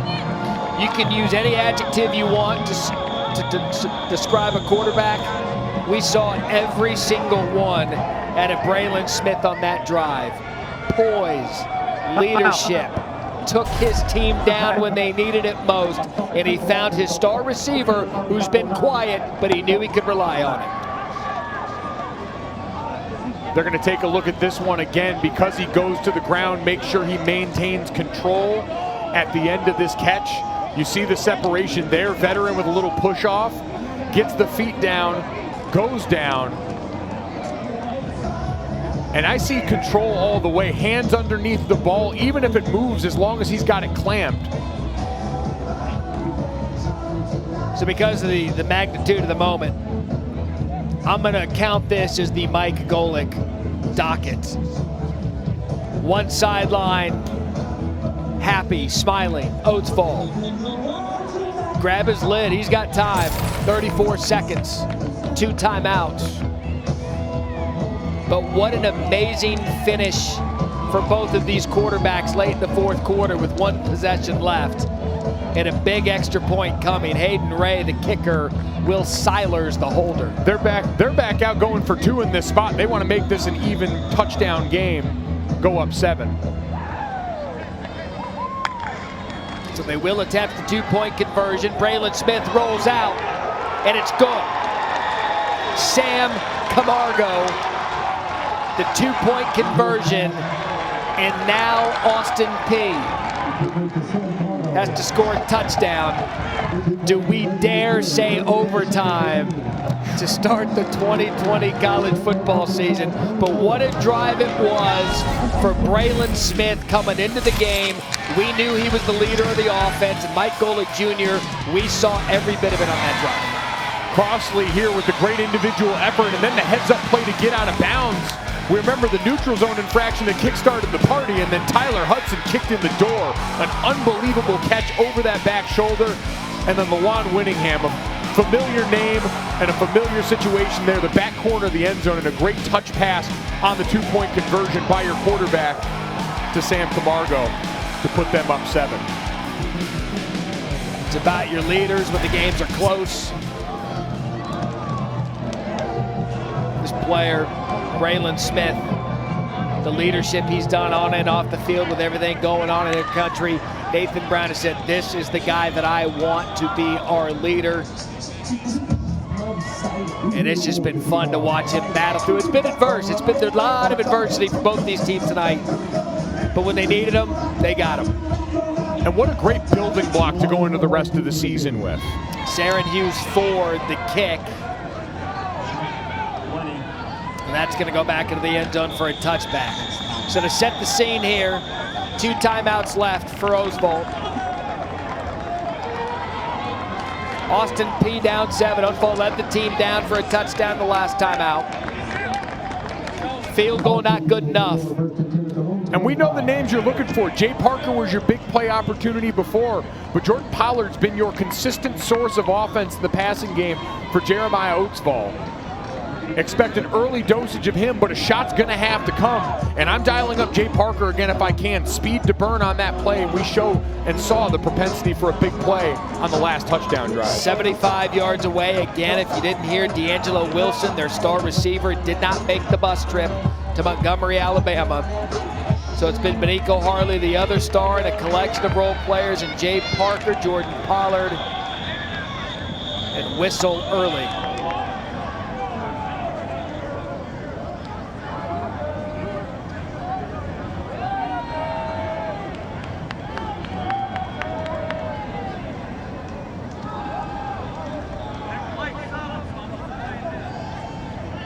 Delay a game on the defense for late substitution. Force the play clock to run out. 5-yard penalty, still. Remember, it was a defensive penalty that got the last drive going for Central Arkansas, the neutral zone infraction by Austin Peay. You don't want to give them anything. Not with a quarterback that just showed you he's capable of going the distance. So now 70 yards the distance for Jeremiah Oatsvall. Again, 2 timeouts. Nathan Brown trying to figure that one out.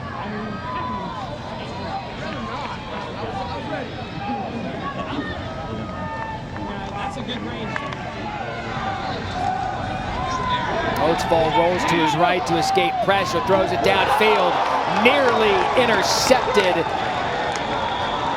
by Nick Nakwasa. Nakwasa could have ended the game. Throwing back across your body to the middle of the field, that is a day 1 no-no for the quarterback. But Nakwasa is not going to find an easier interception to ice the game than that one. I have a feeling the wide receivers and the team are going to let him hear about that in the Monday meeting, provided this all goes well for Central Arkansas to finish it out. Yeah, that is ill-advised for a quarterback. 365 days a year, live to play another down. Oatsvall over the middle, and it's caught immediately by Eugene Minter. Big play, first down will stop the clock. Now you got to get up to the line and get it off here. You've got your 2 timeouts still. And they'll clock the ball as the clock will start once the down resets. Minter been targeted quite a bit tonight by his quarterback. 8 targets, 4 catches, 35 yards.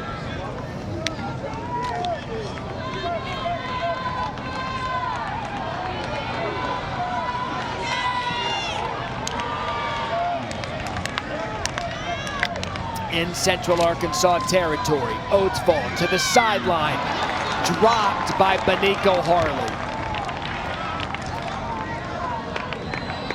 An absolute backbreaker in a moment like this for a guy who is a consistent performer on your team. And outside of D'Angelo Wilson is the other impact name we would have brought up on this offense.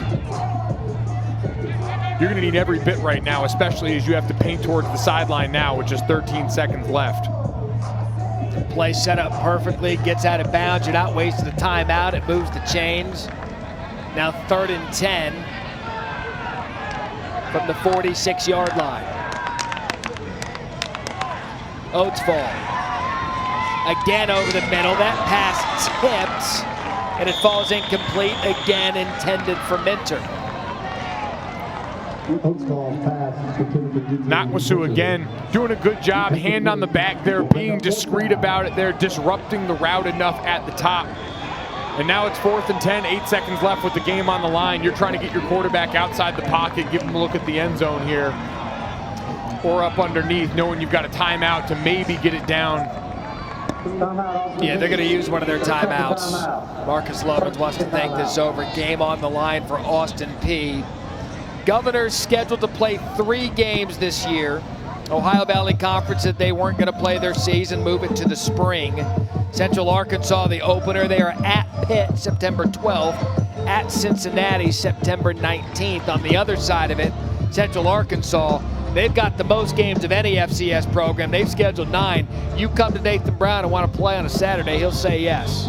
Limited opportunities. He gave all the credit in the world to Dr. Teague, their athletic director, for going out and finding these games, knowing he wasn't going to turn down work. This is a team that's ready to go, that's got 3 FBS wins since they moved to the Division I level, and now going to get a chance at 3 overall this season. Any game this year, you just get the sense means so much for what both of these programs and programs across the country are dealing with throughout this COVID-19 pandemic. All right, 4th and 10, Mike Golick Jr., what are we doing? You're asking everyone up front to hold up. If you're one of the offensive linemen, you understand you're going to get a 3-man rush. You want to create double teams here with whatever backs in pressure for you guys. Get your quarterback out towards his throwing hand and get this ball going towards the end zone. This is the game for Austin Peay. Designed run for Jeremiah Oatsball. What a play call by Tim Zetz. Now that gives you an opportunity. 2 seconds left. Chuck one in the end zone. You have a look now. And a great job by your quarterback understanding the timing necessary for all that. Now, all of the same things I just described are absolutely in play with this situation. It's end zone or bust. We know that. And it's going to happen through the air as much as you were able to pick up there. Now just outside of the red zone. So they'll use their final timeout. Headsy play by the quarterback. You have 2 seconds to make a mistake. He gets out of bounds. Ball on a good position to give them a look. 27-yard line. That's got Benico Harley or Eugene Minter written all over it. The way the night's gone, I wouldn't rule out Pollard in this situation either. He seemed to be the one getting all of those missing targets. 6'3", 186. Benico 6'1", 195. Eugene Minter, the big tight end, 6'4", 225. All capable of making contested catches. We saw it from Minter on this drive. We've seen it from Pollard earlier in the game. What if I told you the 2020 season of college football came down to one final play for a chance to tie it and send it to overtime?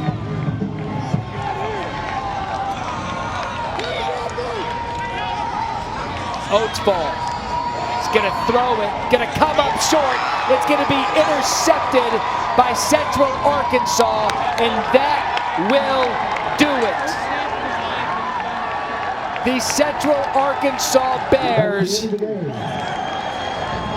have beaten Austin Peay 24-17 in a remarkable kickoff to a remarkable sport. Mike Golick Jr., your final thoughts on what we saw in what's been an unprecedented offseason. An incredible effort. We know it wasn't going to be perfect out of the gate, but you saw through all the attrition, through all of the tiredness at the end of this game, these players fight to make big plays when it matters. Congratulations to Nathan Brown in Central Arkansas. For Lauren Sisler and Mike Golick Jr., you see tempers flaring on the field, but all we can say is this. I'm Matt Barry, and we have college football back 24-17 as you see the skirmish.